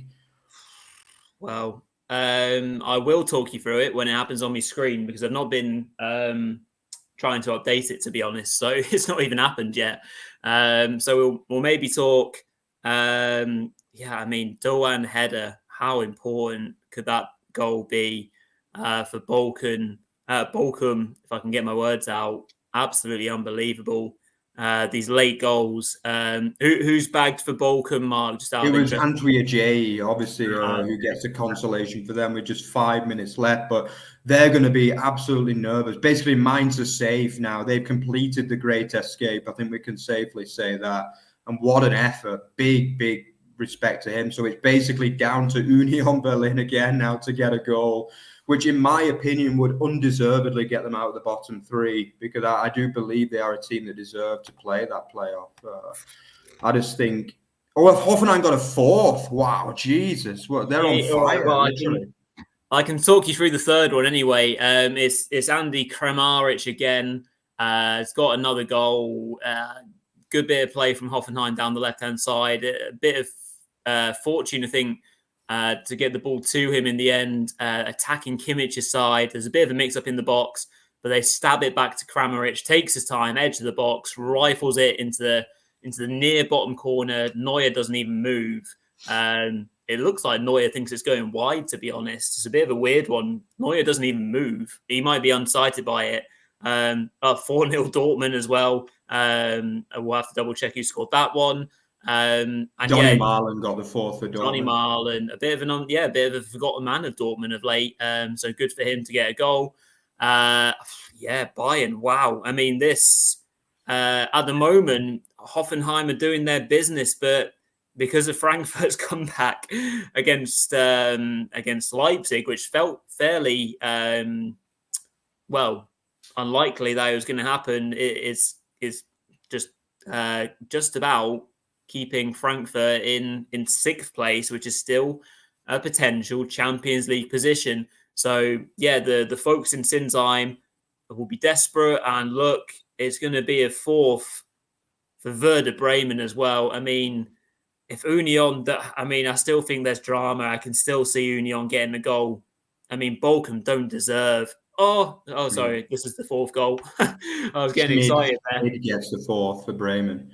By the way, congratulations, Roy. It looks as though Stuttgart got second. I mean, Bayern need 2 goals now to save. It's incredible that Stuttgart have got second place. Wow. Yeah, that makes a great season seem even better. Do you know what I mean? To get second. I mean, it's a true miracle, basically. And speechless. Hoffenheim respecting, they've saved my bacon big time, because I tipped Hoffenheim up to a lot of people there. And after 5 minutes, I was hiding my face, but it looks as though it's come good in the end. Yeah, so it's a hattie for Kramaric. I mean, Bayern's play from the back today has been absolutely woeful. I don't know what planet Manuel Neuer has been on, but it just comes from playing out from the back. Again, he just plays a terrible ball into the midfield. Basically, he gets intercepted, and then Kramaric can come in and smash home his hat trick. Congratulations to anyone who's got Kramaric in their fantasy team, because what a way to finish the season that is, although he's just got booked for taking his shirt off as well. But what a finish from Hoffenheim. Looks like Dortmund's been blown up very early as well. No added on time, so they'll be giving great celebrations and tributes to Marco Reus. 4-0 win for Dortmund to end their season and get a bit of momentum ahead of that huge Champions League final in a few weeks' time. We look forward to that greatly. So congrats to Dortmund. Shame for Darmstadt not to get at least a goal for their travelling fans as they finish dead last. Right, I guess all the concentration now, Mark, is just on that Union Berlin Freiburg match. A goal for Union, again, massively changes the landscape. There's been a red card as well for Union, but it seems as though Mikel, I think it's the coach. I don't know why they put that on the thing, but it's let me check. It's a club official has been sent off after the goal. Yeah, so it's not a red card for the team, But sorry about that, guys. But it's we are into added time as well there. Jeez, yeah. And it looks as though Union do have the ball, as you would imagine, but they've got. I'm trying to find out how many minutes we've got, but I can't quite get it at the minute. If anyone can let us know how many minutes we've got before Union can sign. It's been another crazy last day. I really thought we couldn't get a final day, Rory, as crazy as last year, but it's pretty much caught up with it this year. I mean, nobody saw that Freiburg equaliser, really, and now Union on the brink, for me, what would be a deserved playoff spot. And I say this as a man who really respects Union Berlin and what they've done in this last few years, but I just don't feel as though they've been good enough to avoid the playoff. And yet another late equaliser as well is simply not good enough in a game like this. But can they find a winner, which would... is it a penalty for Union? No way. They've not given them another one, have they? They've got 7 minutes of added on time, so they're early into that. And Cade is saying that we've potentially got some drama here, even more. I'm keeping an eye on my phone as well on the live commentary. Let us know there, Cade, because we can't quite update you just now. But I think it was always going to happen, wasn't it? I think both of us said we fancied Union to get a last-minute one, but let's find out what's going on there. Surely not. I haven't got anything yet, but let's keep an eye on this. They'll be pushing like crazy, of course. Yeah, I think the proverbial kitchen sink will be thrown at this at the minute. Yeah, so update on my phone, I've got Union are awarded a penalty. It's a goal. Is it a goal? It seemed Union have got the goal. It's unbelievable. Unbelievable. It seems though it's a penalty for Union and they've scored to make it 2-1. And now Bochum are back in the bottom three. It's unbelievable. It's a cruel game, it's football. It really is. And it looks as though Union have had a little bit of luck. It's Yannick Haberer who's got the goal for them to give them the lead now. And surely this time with 2 penalties in such an important game like this have gone 2-1 ahead. Whoa, Rory, I mean, what can you say? I mean, is it a case of lady luck for Union this year? Can you let us know, kid? Was it a stone waller, this one? Was it a clear penalty or a little bit of a soft one? But Bochum, I feel bad for Bochum fans. Their heart must be in their hands at the minute. Wow, penalty save, but wow, yeah. But it's just, yeah. To be honest, I'm going to be honest with you guys. It seems as though Union have had quite a lot of luck in this game today, really. But it is what it is, and it looks as though with just a few minutes of added on time that Union are going to avoid the playoff. And it's going to be yet again Bochum who play it. Leverkusen are unbeaten. Leverkusen have completed the unbeaten season. Not the best performance today against Augsburg, who fought hard in that second half, but they've got the win. 90 points, 28 wins and 6 draws. It's a miracle season for them. Massive, massive respect. And yeah, what can you say? But it is the relegation that we're going to be focusing on for the last few minutes. Yeah, it's penalty missed and then he scored it. It's just absolutely incredible. Jesus, really. Man. Incredible. Wow. I can't even begin to imagine how Union fans feel right now and how Bochum fans feel. Jeez. They've done everything to mess this up, Union, today, but it seems as though they've still managed to get the win. Basically. Yeah, so I think it was, if I'm reading this right, Volland took the penalty, he missed, and Haberer follows it up. I think that's what Cade is saying in the chat. So it's in the right like a bit of a soft penalty as well from what he's saying. He's saying that Freiburg player hugged and took down the player, but the ball wasn't coming to him. So yeah. Yeah, it seems though they've had a little bit of luck. They've had a handball penalty and then an off-the-ball incident by the look of it. 2 penalties for that. But sometimes that's what you need. And it looks as though Union, perhaps undeservedly, are going to stay in the division this year. Just as Köln's relegation, as we've known basically for a long time now, is confirmed. They are relegated to the Zweite Bundesliga ahead of next season. Yeah. Rory, I mean, yeah, thanks, Cade. Really, it's really great that you're updating us what's going on there. But from what I can tell, Rory, it seems as though, a handball and an off-the-ball incident. Have they got a little bit lucky there, Union? Especially after missing both penalties too and getting a rebound. Yeah, well, I mean, it just shows how much pressure is involved in these penalties to last day to save your team. I mean, fair play for the players that stood up to the plate and gave it a go, but ultimately they they've fallen short. Confirmation that Stuttgart, I need to get there we go, have come second in the bloody Bundesliga table after almost being relegated last season. 16th place to second is just remarkable. So Bayern come third, completely fell apart in this last phase of the match. Great credit to Hoffenheim. They've done their job, and I mean they would love a late Leipzig goal because that game is still going on. But at the moment, it looks like Frankfurt are clinging on to 6th place, which again, as we said, could be a Champions League spot. But yeah, we're still going in Union. There was supposed to be 7 added on minutes, so we're pretty much there.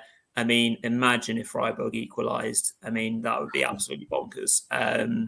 But I think that is fairly unlikely now. And Christian Streik's last game in charge of the club will, unfortunately, by the looks of it, be a loss. So yeah, we're just waiting for these last few games. Thomas Tuchel's last game for Bayern ends up in defeat.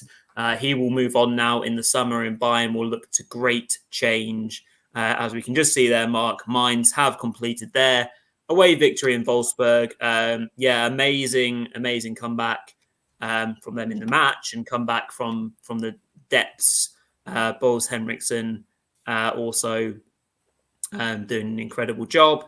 It's done in Bremen. Bochum are at the moment condemned to 16th place, but Union and Leipzig, the 2 games that have a little bit going on them still, will have a great deal going on them, are still at play, Mark. And yeah, you can just talk us through these last few seconds. Yeah, I mean, obviously we've talked mostly about the relegation, but it's also big that Frankfurt hold on to that point because, I mean, obviously Hoffenheim would go in. All it would take is one Leipzig goal. Yep. Hoffenheim will be a little bit annoyed about Leipzig putting in a bit of a lax final half an hour because they would have potentially got that 6th place and even Champions League. I mean, obviously, let's be honest, Real Madrid are pretty big favourites to win that final. So it's not a guarantee. But I mean, obviously, for me, I would say the way Hoffenheim have finished the season, they probably deserve it more than Frankfurt as well in many ways. I think they've really come to. They had a good start to the season. They finished really strong as well, Hoffenheim. And they are a team that score goals and just, they really can play on the day. But yeah, obviously we're in the real deep stuff now in Union, aren't we? I would imagine this extra time has been added as a result of the playoff, of the penalty situation. Yeah. So we must be in the dying seconds now. Union about to save themselves after a crazy match really there in the Stadion and their first hurrah. Obviously, as you mentioned, Frankfurt are set to get that 6th place unless Leipzig can score, which could guarantee Champions League football if Dortmund beat Real Madrid in a couple of weeks' time. So, yeah, it's all on, isn't it, Rory? But, yeah, I mean, fantastic final day again. I mean, it just seems as though it always delivers this. And the first half, not too many goals, but the second half, the goals really came, didn't they? Big time. And, some great stories in there. Obviously, Mainz, big credit to them as well. They've completed the great escape in style in the end. As we go into the 100th minute in Berlin, jeez. I can imagine the fans must just be absolutely choked with nerves, really, after a game like this. Only they've stayed up, it's finished. Union Berlin are safe by hook or by crook. And it's Bochum, VfL Bochum, who looked safe 2 weeks ago, who have dropped into the bottom 4 after a pretty abject performance in the north of Germany in Bremen this afternoon. Rory, what can you say? We are still waiting on the final whistle in Frankfurt as well. I don't know why they're playing so long in that one. It's not like the Bundesliga to have so many added minutes in most cases, but I guess we had 3 penalties. Was it two penalties in that one? Yeah. So I guess that's the reason. So yeah, Rory, I mean, what can you make of it before the game finishes? I mean, what are the big talking points? Obviously, your boys getting second as well must be quite high up on your list. But I mean, it's been a brilliant final day as the whole season has just been outstanding really this year. Yeah, I mean, like in our final shows, which we'll do on Monday, and we'll have some other stuff to reflect fully on the end of the season and what's going to happen. Still in the relegation playoff match and stuff. It's just been so much fun. Today was as expected. Some early goals just gave us a load of entertainment. We knew that some of the permutations, say for Köln, were very unlikely, and there wasn't a title race necessarily involved in it, but there was still a great amount riding on it, and it's just been so much fun to sit down, enjoy it, talk it through with you and everyone else, basically watching it with us. It's been a fantastic end to the Bundesliga season. Very sad it's all over, although it's it's still not over in Frankfurt, amazingly enough. So of course we'll keep on going until that's confirmed, because there's still an awful lot riding on that. Obviously, if you're watching the Leverkusen game, Mark, what the scenes like in the Bay Arena? Like, I can imagine it's a serious party. Obviously, the Hoffenheim fans are staying around to have a look at their players. They're having a good send off, obviously for them in Sinsheim after a fantastic performance. But yeah, I can imagine the scenes in Leverkusen must be absolutely lovely.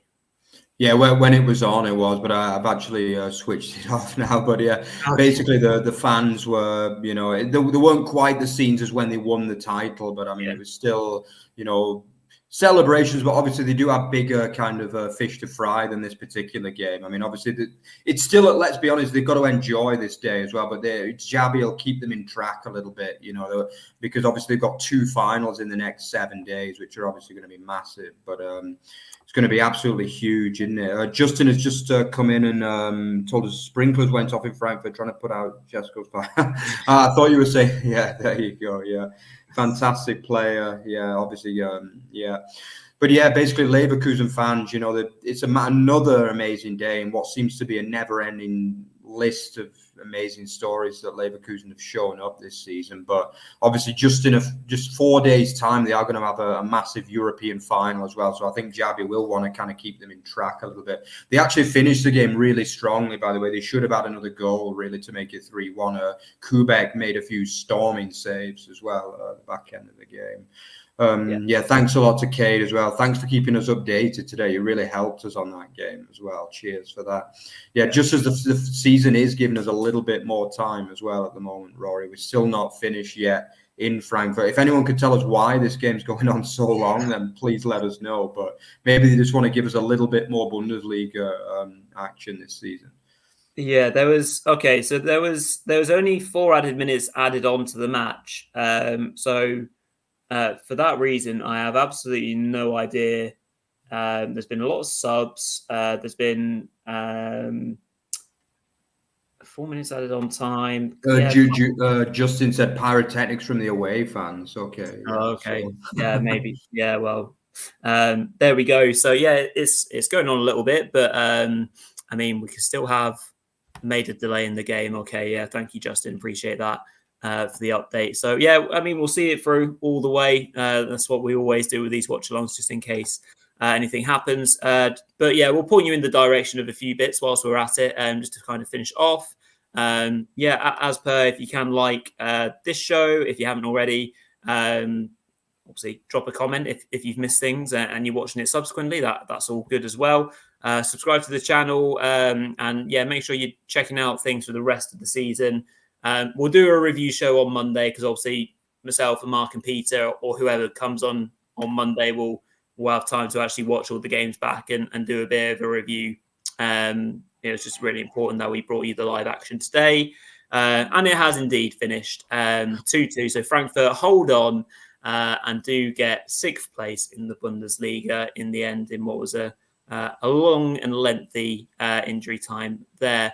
And then looking forward, we're thinking that we'll most likely do a watch along for Wednesday's Europa League final with Leverkusen. So look forward to that. We'll make sure that we share all the promotion for that. And then we'll probably do a bit of a fun awards evening kind of show in a week or so's time, perhaps, as well. So a couple more shows just to finish off. I'll just throw it back over to you, Mark, and you can close things up. Yeah, absolutely. So let's check in with the if you enjoyed what you saw today, then check out our @Over the Bar FB and @Village Footy. Don't forget that we aren't only obviously a YouTube channel, we are also a podcast as well. So throw that into the description. And also don't forget to like, comment and subscribe. Obviously, we are coming to the back end of this season, but we've still got a lot coming for you. As Rory mentioned, we've got the Europa League final, the Pokal final, obviously the relegation playoffs, which obviously will be confirmed as Bochum versus Düsseldorf as well, which is a derby and a very entertaining potential match with probably two great atmospheres as well in that one. Obviously, we've also got the Champions League final with the Bundesliga team involved as well. So we can't confirm exactly which watch-alongs we'll be doing for you, but we will have some of them to come for you over the next few weeks. And obviously, all the kind of closing stuff as well before then. So thanks a lot for sticking with us today, guys. It's been a brilliant final day as well. And we'll see you again on Monday for the review show of this afternoon. See you then, guys. Bye-bye. Cheers all.